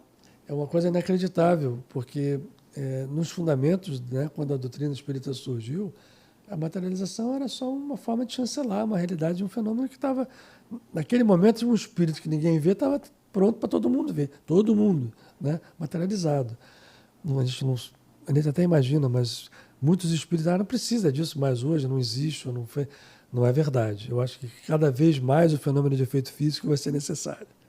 Eu acho que ele é um dos baluartes de saltos, né, de consciência da humanidade, né? Nesse caso, o Chico para quem é espírita, deve lembrar e olhar e ver que o Chico Xavier chancelou, né? Exato. Tem um livro, né? Eu trouxe aqui para o senhor poder servir de confirmação com a autoridade do Chico Xavier e a credibilidade que ele tem, né, no mundo inteiro. O livro se chama Materializações Luminosas, é de um delegado de polícia chamado Rafael Ranieri. Isso. E eu abri aqui numa página que está ao lado desta fotografia aqui. Na 4? Ao lado dessa fotografia, em que a gente tem aqui na ata a declaração do próprio Chico. Declaro que esta fotografia foi batida em reunião de materialização em nossa residência em Pedro Leopoldo. Isso. E aí ele segue aqui dizendo que outros companheiros testemunharam o fenômeno e data como 13 de dezembro de 1954. Ao lado de cada foto ele coloca, se vocês desejarem, busquem esse livro, porque fica até mais... dá mais É um credibilidade. dos livros mais importantes, porque mostra essa trajetória do Peixotinho e de outros médiums que estão descritos aí. Sim, Tem alguns relatos impressionantes. Mas o Chico, inclusive, ele era favorável a isso, ele era um incentivador do fenômeno de materialização. sim. E fotos com ele ao lado das entidades materializadas, dentro de cabine, fora de cabine. Né? O William Crookes, voltando lá no século XIX, que Sim. foi um cientista que descobriu os raios catódicos, que levaram à descoberta do raio-x, descobriu o elemento químico tálio, a pilha, e várias. Ele é um sujeito de uma... Ele estudou um fenômeno de materialização, primeiro foi chegando para desmascarar a médium. E aí viu, cercando de todo tipo de controle, que era uma verdade. No final das contas, ele tinha a entidade que se materializava, ele ao lado, ele mediu pulso, ele mediu temperatura, e a médium o tempo inteiro em transe, num lugar assim que não tinha como fraude. Isso custou a ele muito. O Chico fez a mesma coisa aqui, sem esse... E nós lá no Frei Luís, a gente cansou de... Enfim, o médium várias vezes pedia que fosse amarrado, para todo mundo ver que ele não estava saindo dali, ou ficasse visível o tempo inteiro. Então, esse fenômeno, ele é um fenômeno que eu acho que ele é fundamental. A gente não pode abandoná-lo, porque ele é, na verdade, o corolário de todo o processo de entendimento de extradimensões. Sim. E é tão antigo quanto a humanidade. A gente vai ver tem uma descrição na Bíblia de materialização. Né? No livro de Samuel, o rei Saul está descrito lá, quando ele fica desesperado, que ele sente que vai entrar numa batalha muito violenta. Ele que tinha proibido a mediunidade, ele matava os médiuns, porque eram todos tidos como feiticeiros. Ele proibiu, porque isso está numa proibição na Bíblia, isso gera muita confusão, mas não é esse o nosso caso aqui. Mas ele, no desespero, vai consultar uma médium. Algumas Bíblias ainda existe a palavra. Saul vai a uma médium, em Endor, que é um lugar em Israel hoje, né? Mas aí depois bota uma pitonisa, as Bíblias têm várias traduções. Mas ele vai a essa médium e a médium materializa o profeta Samuel para ele. O profeta Samuel aparece, aí a Bíblia descreve o Samuel falando e a médium ali dizendo assim: então você é o rei Saul, você me enganou, você vai me matar. E o Samuel materializado, dizendo para ele assim: não adianta chorar, amanhã você vai estar comigo aqui. E ele morre na batalha no dia seguinte. Uau. Está na Bíblia. Eu não sei o versículo, mas quem quiser olhar no livro do Certo. profeta Samuel, vai lá. E ainda nessa imagem aí do Chico, de novo, por favor, olha que interessante, Marcelo, você percebe que tá ali o Peixotinho expelindo o ectoplasma pela boca, parecendo um tecido, né? E a gente vê que a entidade materializada também está coberto com um tecido. E o doutor Luiz pode nos esclarecer por que muitas vezes as entidades vêm cobertas com essa espécie de tecido? É porque, na verdade, o que está acontecendo ali, se você puder voltar a foto. Pode voltar. Essa daí ou você quer outra? Não, essa peça tá mesmo, bom? porque você está vendo ali o que parece um tecido, é exatamente esse cordão vibratório que está tomando uma forma de tecido porque ele está protegido por algo que tem um aspecto físico de tecido, mas as entidades nos explicam que aquilo ali é como se fosse um campo de defesa que vai absorvendo do ar bactérias, fungos, porque quando o fenômeno se desfaz, a energia volta para o médium. Tanto que muitas vezes o médium desperta sufocado. Engasga, dá um nervoso. Então esse tecido vai voltar todo para ele? A energia que está ali volta toda para ele. Toda? Mas não volta todo, porque uma parte é desmaterializada para levar embora o negativo. as possíveis forças contaminantes. É uma defesa. E a entidade materializada também vem. Isso não são todos os fenômenos assim. Sim. Quando elas vêm assim, é porque precisa de algum tipo de defesa. Existe uma variedade enorme. Eu, por ter visto muito, vi fenômenos desse tipo, a fenômenos da entidade vi, não tem nada em volta, era inteira. Uma pessoa, às vezes sem camisa, às vezes com todo tipo de... Como se eu estivesse olhando uma pessoa? Pegou a minha mão assim, batia no peito, sentia a pele, tudo. Ou seja, você não saberia que era uma entidade se, sei lá, cheguei lá no meio da reunião, não ia saber que era uma entidade. Nenhuma diferença. Eu tô achando que é tudo assim, branquinho. Não. Pois é, por que está todo mundo... Não. Isso é usado quando o ambiente não está completamente isento de vibrações que possam prejudicar o sensitivo. Então, as entidades têm esse cuidado. E da mesma forma como isso aparece, vai embora também. Mas vai embora com esse tipo de neutralização. Agora, quando está bom, precisa disso. Gente. Olha essa outra complementar, que dá para ter uma noção. Olha que interessante. Lá, o o Chico Chico ali à conversando ali esquerda. com uma outra pessoa. essa... Ali no Tá bem meio é uma claro. entidade materializada. Essa Ela parece tá coberta mesmo. com né, mas você vê o rosto por fora, o mesmo rosto embaixo. Gente. E tem o médium cordão está lá ali. longe. Tem umas fotos desse livro que você vê, inclusive, o médium ao fundo. Né? Deixa eu ver se eu tenho outras interessantes. Olha essa daqui. Essa do Materializações Luminosas, e ali a gente vê a figura do Monteiro Lobato, correto isso? Exatamente. Ah, ele usou 2 médiums, né? 2 médios, olha lá, tá vendo? Como os dois estão fornecendo. Que é uma prova dessa história de que não é só o médium de efeito físico, aquele um. É ele, mais um outro, ele, mais todos aqueles que estão no ambiente. E aí eu fiz uma coletânea aqui de várias. É fascinante, né? Fascinante, absolutamente Ali fascinante. está novamente a Eva Carrier. Sim. E aí lá no Padre Pio, Luiz, o trabalho é feito no escuro. O Eusébio Paladino também está. E as informações que são dadas é que o ectoplasma é sensível à luz ultravioleta. Sim, é uma verdade. É verdade isso? A maior parte do ectoplasma, quando tem dos médiums em geral, o ectoplasma é sensível. A luz física, essa luz, quanto mais baixa a frequência, a luz vermelha, por exemplo, é utilizada porque ela interfere muito pouco no ectoplasma. A onda vermelha é uma onda longa. Quanto mais alta a frequência, a ultravioleta, por exemplo, no Frei Luiz a gente tinha um canhão de luz violeta, porque muitas vezes houve, né, para provar que esse fenômeno, né, ele é controlável, entre aspas, invasão de forças negativas que provocam o fenômeno de poltergeist. Então já houve sessões em que ela era interrompida até por força provavelmente do canal aberto por alguém que estava no trabalho, que começou a pensar. Pensamento é força.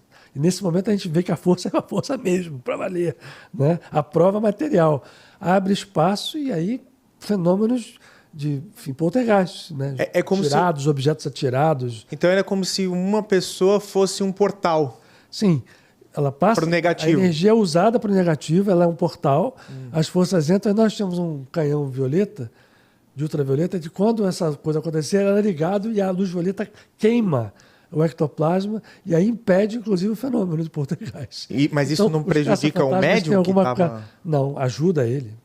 Porque naquele momento eu estou queimando o ectoplasma, ele pode até sentir, a gente tem catalogado muitas vezes, o ectoplasma, o médium volta.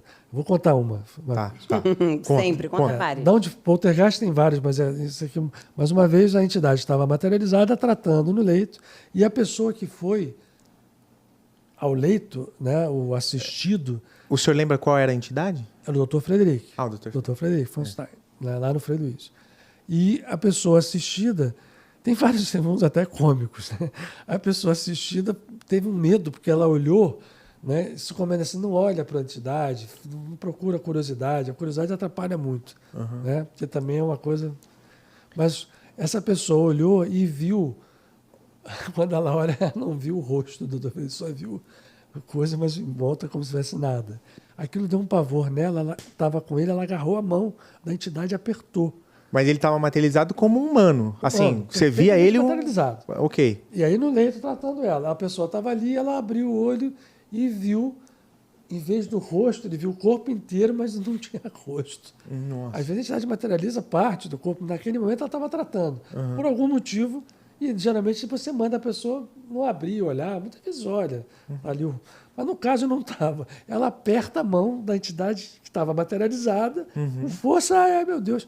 Ele se desmaterializa e o Gilberto, que era o médium, acorda brutalmente na cabine, em distância, sufocado, porque aquele ectoplasma, aquela energia volta numa velocidade muito rápido. O doutor Frederico some, porque ela apertou, desmaterializou. E ele acorda, ele ficou alguns dias com queimaduras esofágianas e queimaduras na pele, pela rapidez que aquele ectoplasma voltou. Esse é um fenômeno. Outra vez, uma pessoa que tinha medo do escuro conseguiu entrar sem que ninguém percebesse com um isqueiro dentro do trabalho. Ai, meu. E na hora que ela estava sendo atendida, ela tirou o isqueiro e acende. Queimou, o médium ficou todo queimado. A entidade se desmaterializa e o médium acorda também com queimaduras durante um tempo. Daí é o cuidado, né? Total. Qual que seria um possível risco que o senhor já viu assim muito... Não tem riscos de... Olha, nós nunca tivemos isso no Frei Luiz, graças a Deus, nem no Padre Pio. Ok. Tá? Mas esse livro do Ranieri descreve um trabalho com um dos grandes médiuns, o Fábio Machado, que estava materializando um trabalho, e aí houve mais um desequilíbrio. A Sheila, que é uma entidade muito A irmã Sheila. trabalhadora, né? A irmã Sheila, estava trabalhando e, de repente, quebra essa corrente, ela se desmaterializa e as pernas não... Não volta. Ele volta sem perna. E ficou sem perna a vida toda. Não. Aí o que foi feito? O que vai acontecer? Foi feito um trabalho, as pessoas rezando, meditando, demorou bastante tempo, até que as pernas dele agora... Tá a perna sangrando? Não. Ele estava sem perna, mas é como se estivesse faltando e aquilo vai se compondo, a perna se recompôs depois de algum tempo. Isso foi também chancelado e provado. Não é a primeira vez que acontece esse fenômeno. Uma médium francesa chamada Elisabeth Desperance, que trabalhava acordada, ela trabalhava sem transe, e em um determinado momento também, por uma questão de quebra da vibração, ela perde as pernas, e as pessoas falavam que ficava aquela saia, né, no século XIX, e ela desesperada, até que as pernas voltam, né, completamente materializadas. Quando um médium está deitado, doando, aquela quantidade de fluido enorme que muitas vezes materializam várias entidades, ele encolhe de tamanho? Isso interfere no tamanho biológico do médium? Pode, quando a matéria física dele está sendo utilizada em larga escala. Ele encolhe de tamanho? Ele pode diminuir de tamanho como se estivesse regredindo. Por isso a gente fala na história de você fazer um equilíbrio ali, uma homeostase entre aquele que se torna, né, o ser materializado e o doador dessa energia. Às vezes a energia física, o corpo etérico vai no corpo físico e pega a energia física mesmo para compor. Graças a Deus, a gente, ao longo dos anos, nunca teve problemas de retorno. No Frei Luiz, eu testemunhei 5 episódios de desmaterialização completa do médium. Uau! Do Gilberto. E aí o Rocha Lima, que ainda estava vivo, eu coordenava os trabalhos, mas já junto a ele, porque quando a gente começou o trabalho, a entidade sai materializada, abre a cortina e fala assim, o médium está desmaterializado. Então, a gente vai trabalhar hoje com esse médium desmaterializado, porque a gente vai precisar usar muita energia. E aí o Rocha Lima manda que nós, éramos médicos, entrássemos na cabine para vasculhar, para ver onde estava o médium, se não estava ali. Onde está o óleo? E o médium, e o doutor Frederico, então, materializado pleno, sem nenhuma semelhança com o médium. O doutor Frederico tem 1,90 m, tá? E é um alemão. Então, é um ser atlético, enfim, a materialização dele é sempre muito específico. De barba, o Gilberto não tinha barba. E ele, materializado ali, nós vamos trabalhar sem médium. E o Rocha Lima era um entusiasta completo de tudo. Ele se empolga com aquilo. E porque o médium estava desmaterializado, fenômenos que havia acontecido já antes, mas assim, aquele era... E nós vimos depois isso repetir. Em determinado momento, o médium volta. Do mesmo modo que foi, me aparece ali. Tudo trancado, as portas todas trancadas, o ambiente controlado, sem nenhuma coisa também de amarrar, porque a gente ali não estava... Ninguém estava discutindo mais se o fenômeno era real ou não. Para nós, aquilo era lidar com algo que estava vinculado e direcionado para a cura, né? Então, o fenômeno da desmaterialização era um evento. Eu até brinco hoje, a gente me passa para a gente tratou aquilo de uma coisa tão natural, né? Tão normal. E depois você vê que não devia ser tão natural e tão normal assim. A gente não pode se acostumar com uma coisa dessa. Quer dizer, em algum momento na nossa evolução humana vamos, mas hoje isso não pode ser tratado como uma coisa corriqueira. E a gente depois, fazendo regressão, percebe que muitas vezes, ao longo desses 41 anos, de tanto ver, meu Deus, tá bom, veio aqui, Chiro, veio aqui, materializado. Mas não é. Né? Então hoje, depois de tanto tempo, a gente está retomando a ideia que a gente possa ter algum tipo de contribuição para que essa história se torne, sim, mais natural. mas que entenda o que está se tratando.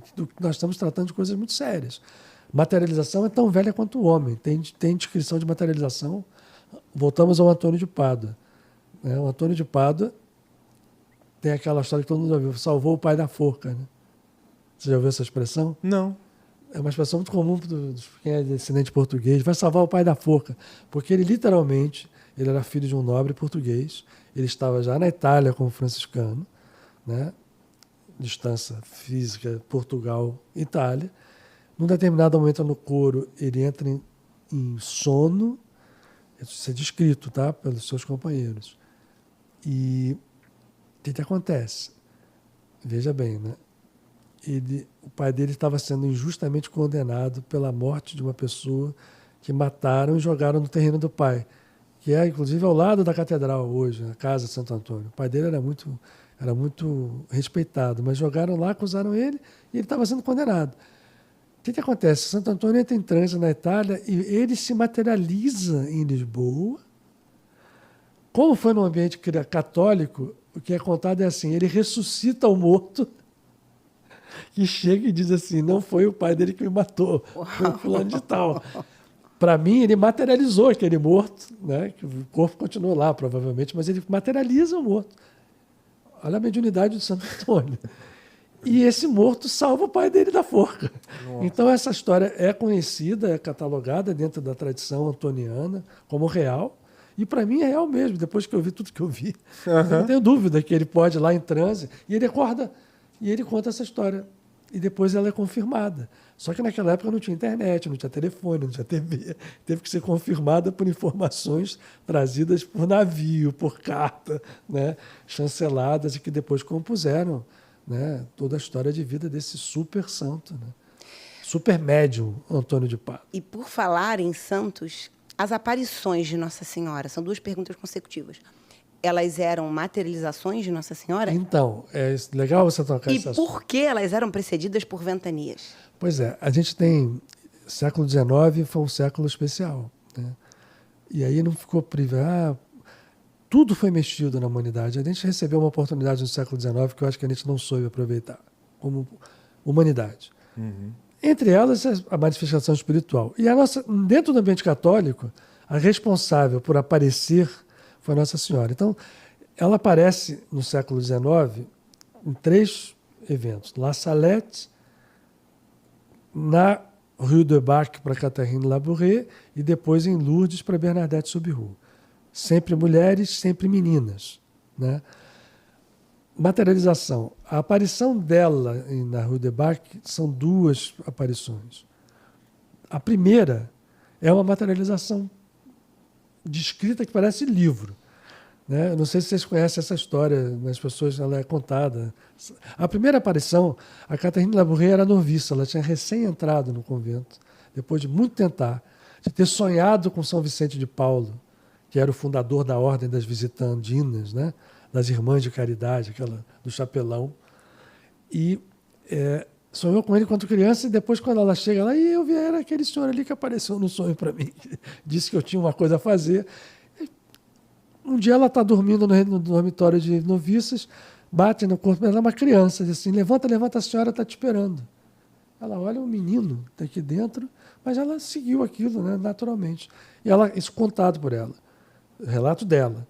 Ela vai pelo corredor em direção à capela e aonde ela vai andando, a criança vai andando e a criança meio que iluminava. Quando ela chega na capela, que existe até hoje, quase igual a que era na época, ela vê que a capela está toda, as velas estão todas acesas, naquele tempo, 1830.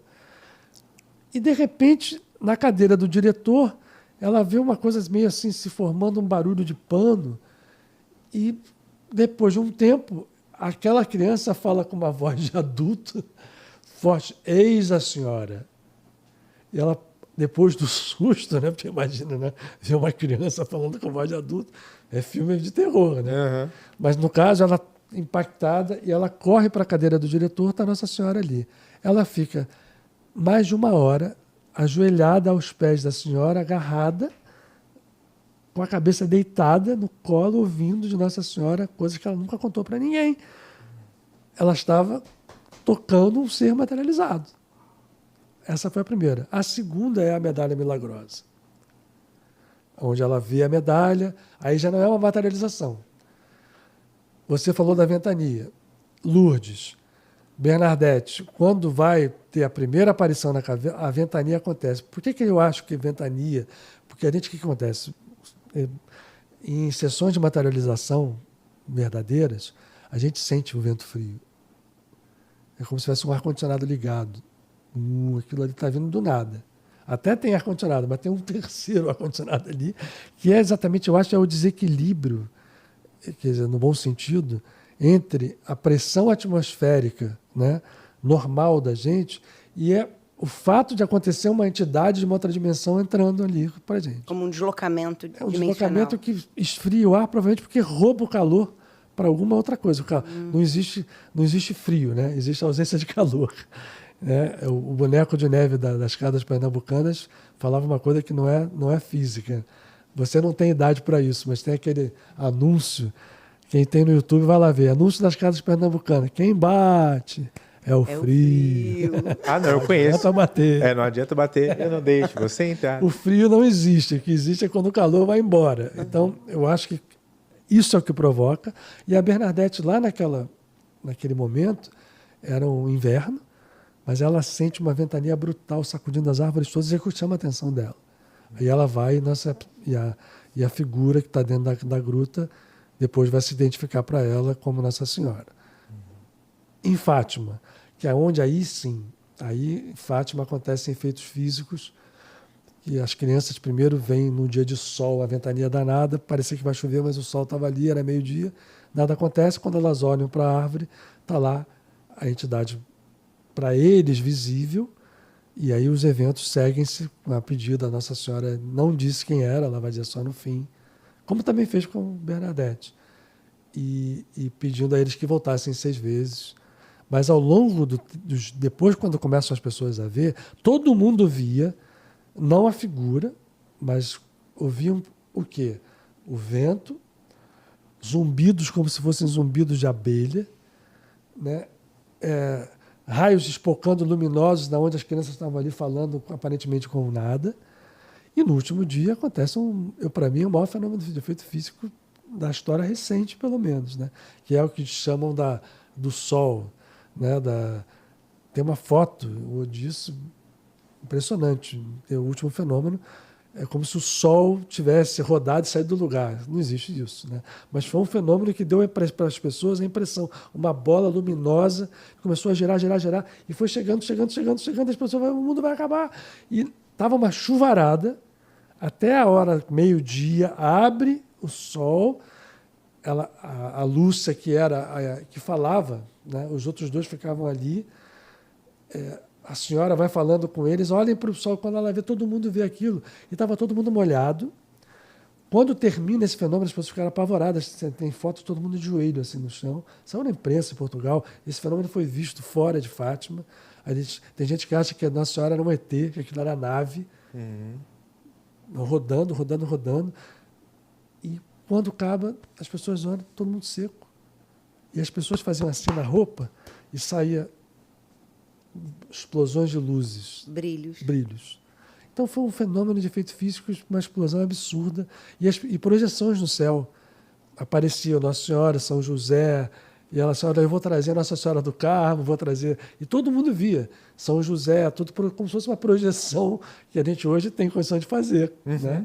Holograma, em 1917. Né? Mas estava claro ali, evidência, uma tecnologia absurda em utilização.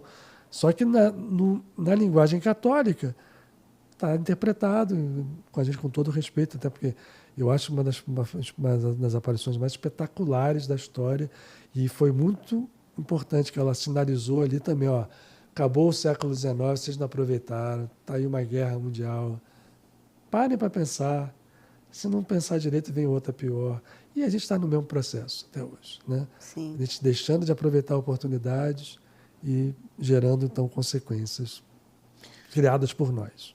Doutor Luiz, nesse período são 42 anos vivendo esses fenômenos. Se o senhor fosse escolher um evento desses fenômenos que o senhor viu, qual que foi o mais impressionante, se é que o senhor pode falar? Pois é, né? Em que grau de importância? Porque aí eu posso classificar fenômenos físicos por si só, claro que sempre muito importantes, mas entidades que se materializaram. Enfim. Mas eu vou ficar no fenômeno físico, que eu acho que entidade é uma coisa pessoal, né?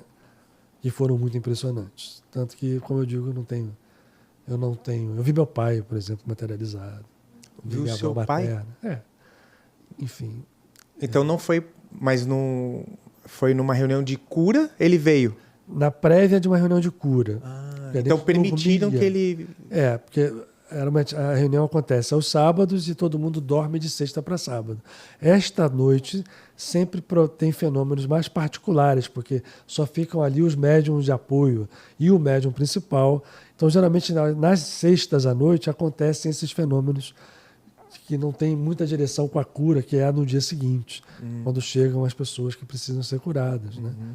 Então, ali, nessas vive meu pai, materializado, e outras coisas mais, mas o fenômeno físico dos que mais me impressionou foi uma determinada vez o Dr. Frederic chega para mim e onde eu estava, eu ficava numa cadeira muito próxima da cabine, ele vem e diz assim, vem cá, me pega pela mão, me leva na porta da cabine, abre e na mão dele tinha um aparelho, ele mostra o Gilberto, que era o médium, deitado em transe, ilumina, né, com esse aparelho.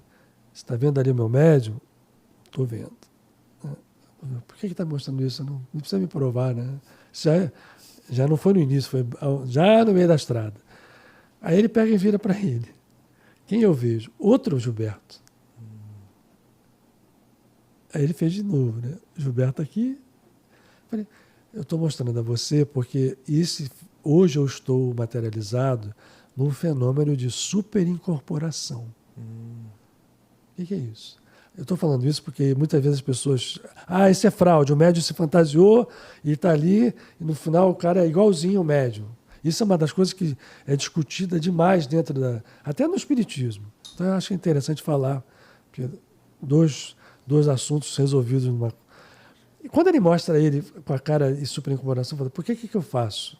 Eu estou desdobrando o médium no seu corpo etérico, no seu corpo astral, porque a gente tem vários veículos.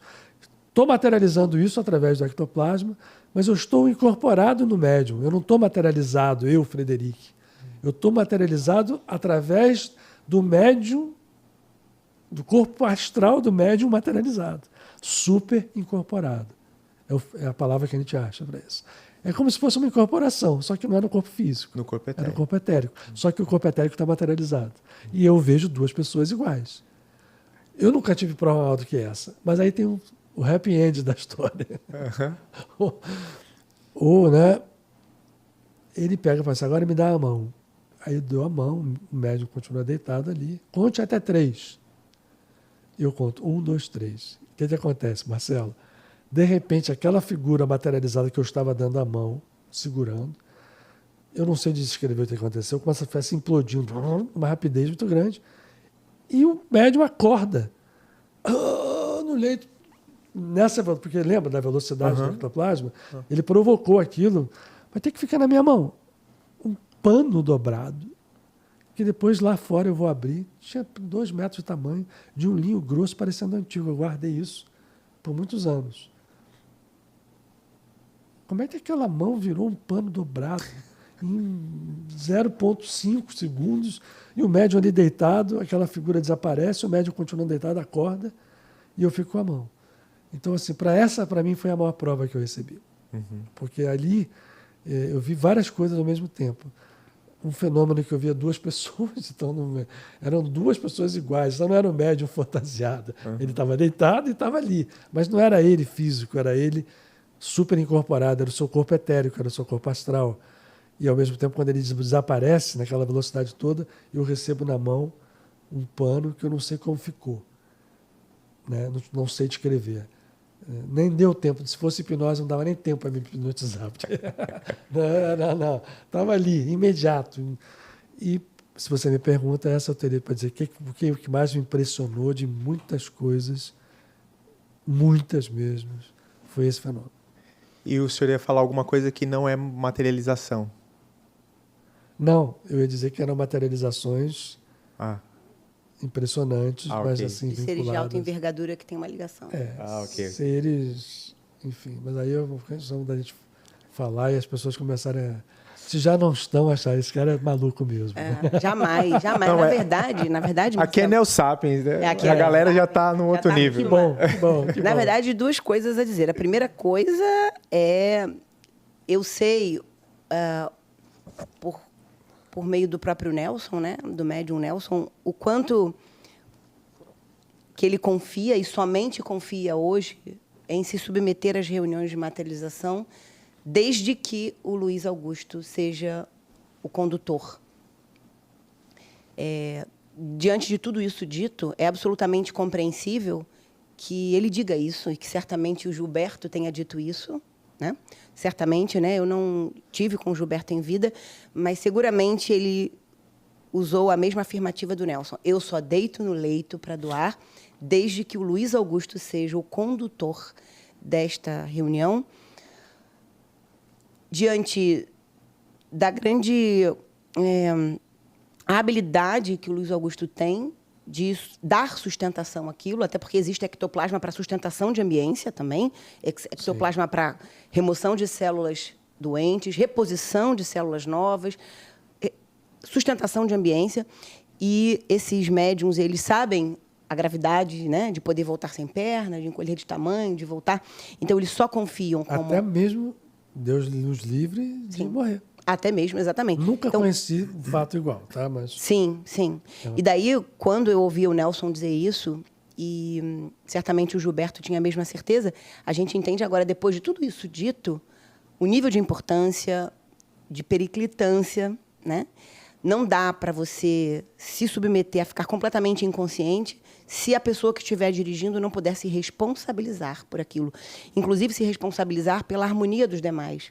Porque é como se ele fosse o maestro. E aí, por isso, a gente enfatizou na bio que você leu a autoridade que o Luiz Augusto tem nisso tudo, né? Falei para vocês, não é? Todas as pesquisas, né? Futuramente, a gente, quem sabe, vai ter aqui o Dr. Paulo Frutuoso para falar com muita propriedade das pesquisas médicas dele. Todos esses trabalhos foram guiados ou pelo Rocha Lima ou pelo Luiz Augusto. E o Paulo teve terreno para trabalhar com isso tudo porque ele tinha confiança nesses dois para poder fazer dessa forma, na confiança dele como médico, inclusive, não é? E aí eu queria fazer uma pausa para respirar com o suquinho. Doutor Luiz, tem um suquinho que a Anne colocou aí. Fala, Marcelo, quem é o nosso patrocinador? Obrigado, gente. Aqui é o Figs, aqui. Obrigado, Figs, que sempre colabora aqui com a gente, patrocina o programa e ainda traz delícias. Mais tarde vai ter croissants de Nutella, croissants de queijo com presunto, financier de amêndoas, que é o nosso favorito, né, Marcelo? Exato. Então, ó, se você estiver aqui pela Barra, é um dos meus lugares favoritos. E aí você leva o seu amor, uma pessoa querida, porque é um ambiente muito agradável. Além de você comer bem, é muito agradável. Parece um bistrô da Europa. Verdade. Não é isso? Dizer que eu também referendo a Cine Embaixo, porque eu conheço bem também. Ah, que bom. Não estou sendo apresentado agora, não. Por acaso conheço e sei que é muito bom. É muito bom. E sabe o que eu queria perguntar, Luiz? Assim, diante de toda... Não há como ser o mesmo. Claro que você já veio com um background grande da sua própria história, como alma imortal ao longo da eternidade.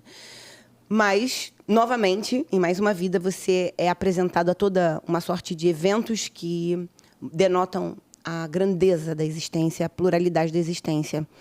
Como você entende que essa espiritualidade maior gostaria que nós pensássemos? O que você percebe com toda essa grandeza, com as suas meditações, com o seu movimento dentro da caridade? O que você acha que a espiritualidade sonha para nós, enquanto humanidade? É uma pergunta boa, né? Desculpe. É difícil, não é fácil de responder. Não é difícil, mas eu acho que o que esses seres que estão avançados em relação a nós, em termos de consciência, querem, é que a gente possa entender a nossa real natureza. No fundo, o que eu acho que aqui acontece é uma grande ilusão E até por isso eu acho que as tradições espirituais, muito mais aquelas do Oriente, falam, né, num termo até te confunde muito, que é o Maya, a ilusão, que como se isso fosse ilusório. É ilusório no sentido de que a gente só vê uma parte da realidade, que é essa, né? Que a gente acredita que é o nosso mundo físico, e atribui a isso a realidade inteira. Essa é a ilusão. Né? E ao entender isso direito, a gente vai ver que tudo é muito maior do que a gente pensa, e o que a gente faz aqui é mesquinho. Isso. Como algo em coletividade é mesquinho. Muito. A sociedade reflete isso, né? A gente hoje sabe perfeitamente, a ciência não tem dúvida, né, que a fonte de energia que existe no cosmos é inesgotável. E a gente ainda trata, né, os bens energéticos, a energia, os bens da natureza como coisas que são esgotáveis. São porque assim a gente faz com que eles sejam. Mas o fato é que a gente poderia entender que essa abundância infinita, a gente vê a abundância da natureza por si só, né? Ela nos ensina o tempo inteiro. Né? Se você coloca uma semente, aquilo vem e produz algo e se renova. E se a gente a corta, ela vai nascer de novo. Ainda que a gente maltrate, aquilo volta. Então, eu acho assim, o que pode nos ensinar, e todos eles ensinam, que a gente não usa a grande força, né, que nós temos dentro de nós e que não conseguimos tornar ela real. Ou se a gente utiliza um pedaço, utiliza dessa forma mesquinha, né, egoisticamente, né, enfim, desabilitando, né, tudo aquilo que a gente recebeu como dádiva. Né? A gente veio a esse planeta com uma consciência. Hoje, mesmo que a gente, né, entenda que aquela figura divina, né, que é dada, que é mais uma projeção do ego humano do que qualquer coisa, não exista, não significa que não exista uma consciência criadora. Né? E a gente está em grandes desafios. A gente chegou numa época agora que vamos enfrentar desafios muito grandes, porque a nossa tecnologia foi a um ponto que ela toca no mistério da consciência.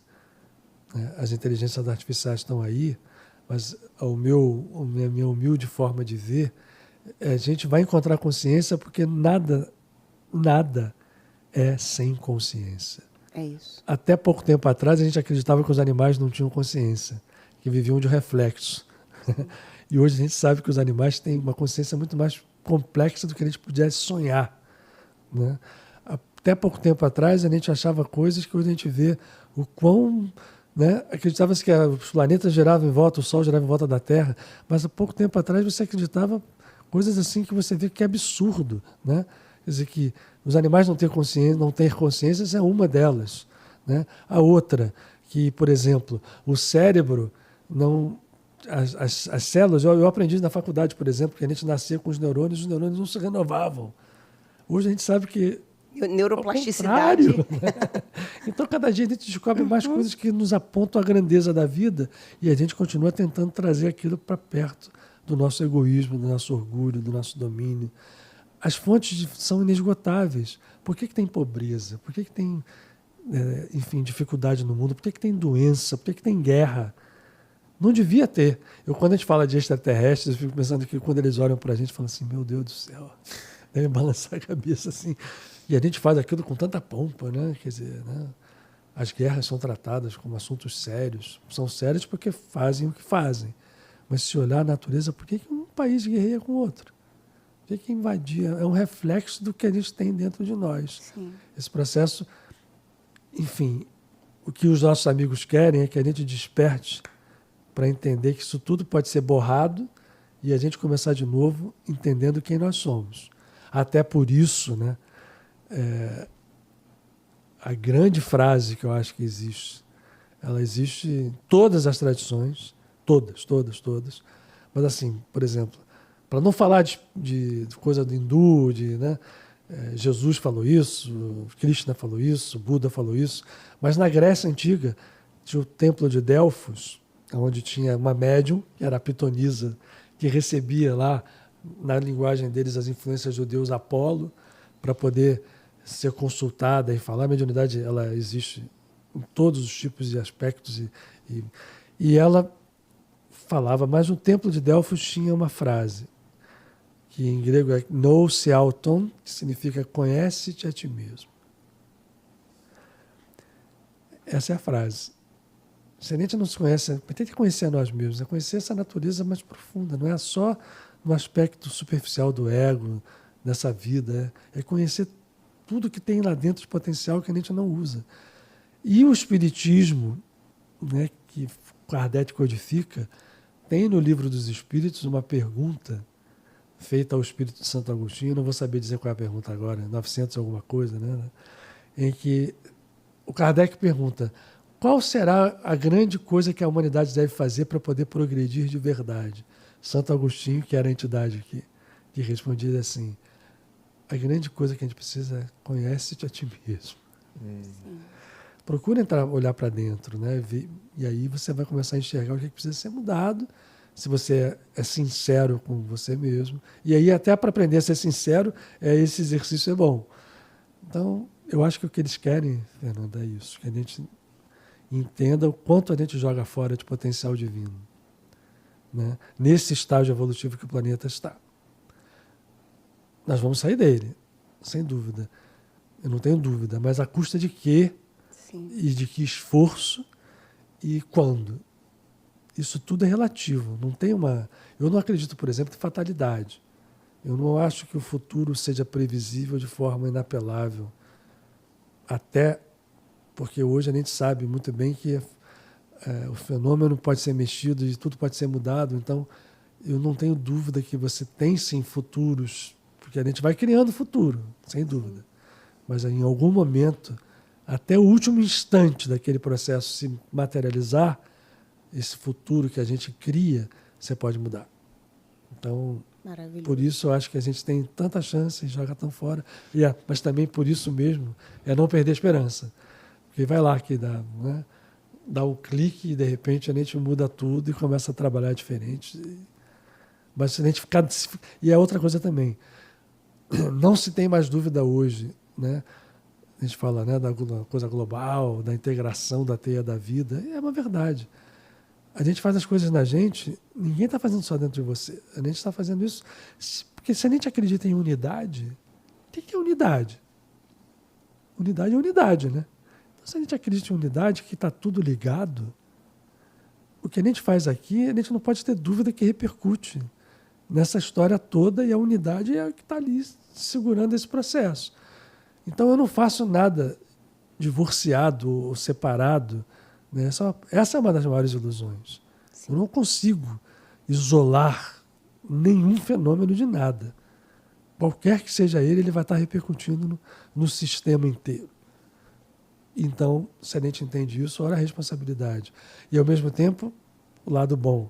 Se eu estou fazendo alguma coisa, né, por exemplo, a gente está fazendo isso aqui repercutindo em Deus permita, né, o trabalho de vocês e todo mundo, em milhares, centenas de milhares de pessoas. Mas não são só centenas de milhares de pessoas. Repercute no sistema inteiro. Fisicamente vai ser o número de pessoas que vai atingir, quiçá milhões delas.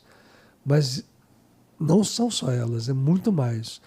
E ainda uma pessoa que faça um Chico Xavier, né, que depois ficou famoso, mas ele fez um trabalho ali que repercute no universo inteiro. Sim. O São Francisco de Assis faz um trabalho que repercute no universo inteiro. E vai continuar repercutindo. Esse processo aí, ele é um processo, eu acho ele muito bonito e muito mal utilizado por nós. Mas se a gente souber usar bem, eu acho que os frutos vêm muito mais rápido do que a gente pensa. E usando isso, essa grandeza, né, desse fechamento do Dr. Luiz, eu queria dar à audiência, porque quando a gente fala de coisas tão grandiosas e sobrenaturais, muitas vezes a gente olha aquilo como inalcançável e aí vai percebendo até o nosso tamanho reduzido. Sim, é bom que a gente reflita sobre o nosso tamanho diminuto. Isso é uma percepção sempre positiva, né? Para a gente sempre estar focada nessa humildade. Qual o nosso tamanho dentro da grandeza do mundo? Mas não quero que esse tamanho diminuto que a gente reconhece dentro de nós nos gere uma sensação de apoucamento destrutivo. O que eu quero dizer com isso? Você vai dizer assim, mas o Dr. Luiz, ele se reúne com pessoas especiais, ele é um sortudo, é um virtuoso, foi atraído para médiuns especiais que, por conta das coisas sobrenaturais, ele tem mais possibilidade de expansão, de consciência, mais possibilidade de crescimento, mais possibilidade de evolução. Isso é muito longe para mim. Eu que estou aqui numa vida ordinária, com pessoas simples e, enfim, nada acontece. O que eu fiz? Sortuda e curiosa que sou, achei uma fotografia que representa um encontro, ainda não, que representa um encontro de pessoas com um propósito simples de crescimento, de meditar, um encontro de meditação, de oração, de palestras, que talvez você esteja fazendo parte de algum, retiros dentro dos quais você possa se ver inserido, turmas em que você possa compartilhar conhecimento, pessoas que você atrai para perto de você para falar de assuntos de bom padrão. Todas as vezes que você, dentro da sua vida simples, sem nada sobrenatural, tiver um grupo de pessoas, amigos, aqui eu, Marcelo, a nossa produção, o nosso grupo de trabalho, ou pessoas da sua família, utilize esses momentos para que vocês possam dar o melhor das suas frequências internas e que aquilo transborde pela boca. E, ao fazer isso, muito possivelmente, a própria natureza vai cercar vocês dessa energia ectoplasmática, sim, invisível, que vai poder agraciar você quando você estiver no meio da natureza ou em ambientes com músicas favoráveis, tal como nessa foto. Abre lá a câmera 4. Que isso? Olha essa foto, doutor Luiz. Olha o que eu achei. Eu sou impossível, doutor Luiz. Observem essa foto. Mantém lá um pouquinho na câmera 4, daqui a pouco você tira. O que acontece? Observem, é um grupo, um retiro, dentro do qual o Luiz Augusto fez parte, junto com outros queridos, todos ainda super jovens. O senhor ainda é jovem, mas aí mais jovem ainda. A barba preta igual a do Marcelo. Quando o Luiz ainda era o Marcelo. Observem que, principalmente no quadrante superior direito, existe uma imagem de uma gosma, um fluido, né? Então, veja, não é uma reunião de materialização. Mexe no mouse ali para o pessoal ver. Ó, aqui, ó. Consegue ver? Vocês conseguem ver? Aqui, ó, tô mexendo Aí. no mouse, ó. É. Não é uma reunião de materialização feito num quarto escuro com um médium especial encolhendo de tamanho e gerando um espírito para cura. Não, é um trabalho simples, com pessoas que tinham o objetivo de compartilhar conhecimentos, aprendizados, contato com o sagrado. E aqui nesse quadrante superior, eu vou dar um zoom, nesse quadrante superior direito, essa gosma, esse fluido fica mais evidente. E aí, gente, incrível essa foto. Esse barbudinho ali de camisa vinho é o Dr. Luiz. Olha só. E aí, esse é que você vai dizer, mas como esse ectoplasma estava lá e as pessoas não estavam arrebatadas olhando? Claro que não. Naquele ambiente, na vida real, entre aspas, ele não é visto. Mas esse ectoplasma é captável pelas lentes fotográficas. É isso, doutor Luiz? Sim. Né? Então, entendam, ninguém estava vendo esse fluido lá na hora. E talvez você esteja num ambiente de oração, de meditação, de conversa.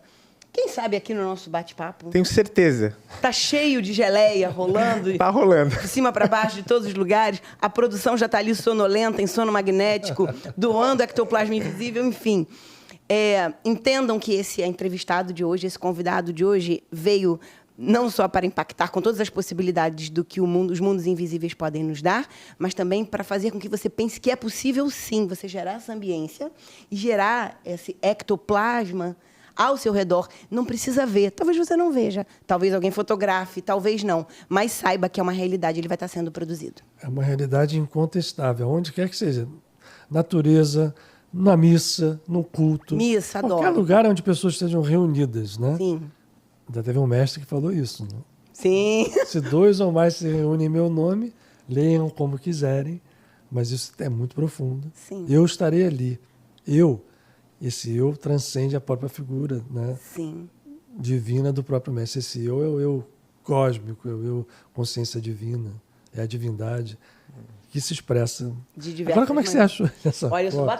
bote de novo câmera 4, porque quem conhece o Luiz Augusto vai ficar me mandando aqui nos comentários. Marcelo, pergunta para Fernanda onde que ela arrumou essa foto. Vou contar só para quem comentar e muito. Quem comentar mais, fica sabendo do segredo. Quer finalizar, meu amor? Quero. Não, só assim, gente, vocês viram, né? Eu falei no começo que o convidado era Quente. Quente, o mais quente. Então, só agradecer o Dr. Luiz Augusto. É uma honra tremenda, assim, uma oportunidade que eu passei a semana inteira ansioso para a gente ter essa conversa e me sinto um privilegiado, assim, alguém que não merecia e que recebeu, né? Bom, eu também quero, então, dizer que eu também me sinto honrado e agradecido por estar. Foi absolutamente, eu diria que fluiu de uma forma muito, assim, intensa no sentido positivo, e a minha gratidão, então, vai para vocês também. É verdade. Obrigada. Obrigado, doutor Luiz. É isso, pessoal. Se você gostou, compartilha, dá o teu like, faz os seus comentários e a gente vê vocês no próximo episódio aqui. E a gente vai aproveitar mais do Dr. Luiz aqui. A gente tá bom? vai abraçar ele Abraçar agora. ele. Vamos lá, Marcelo. Um beijo, pessoal. Vamos avançar nele. Até mais. Ei, querida.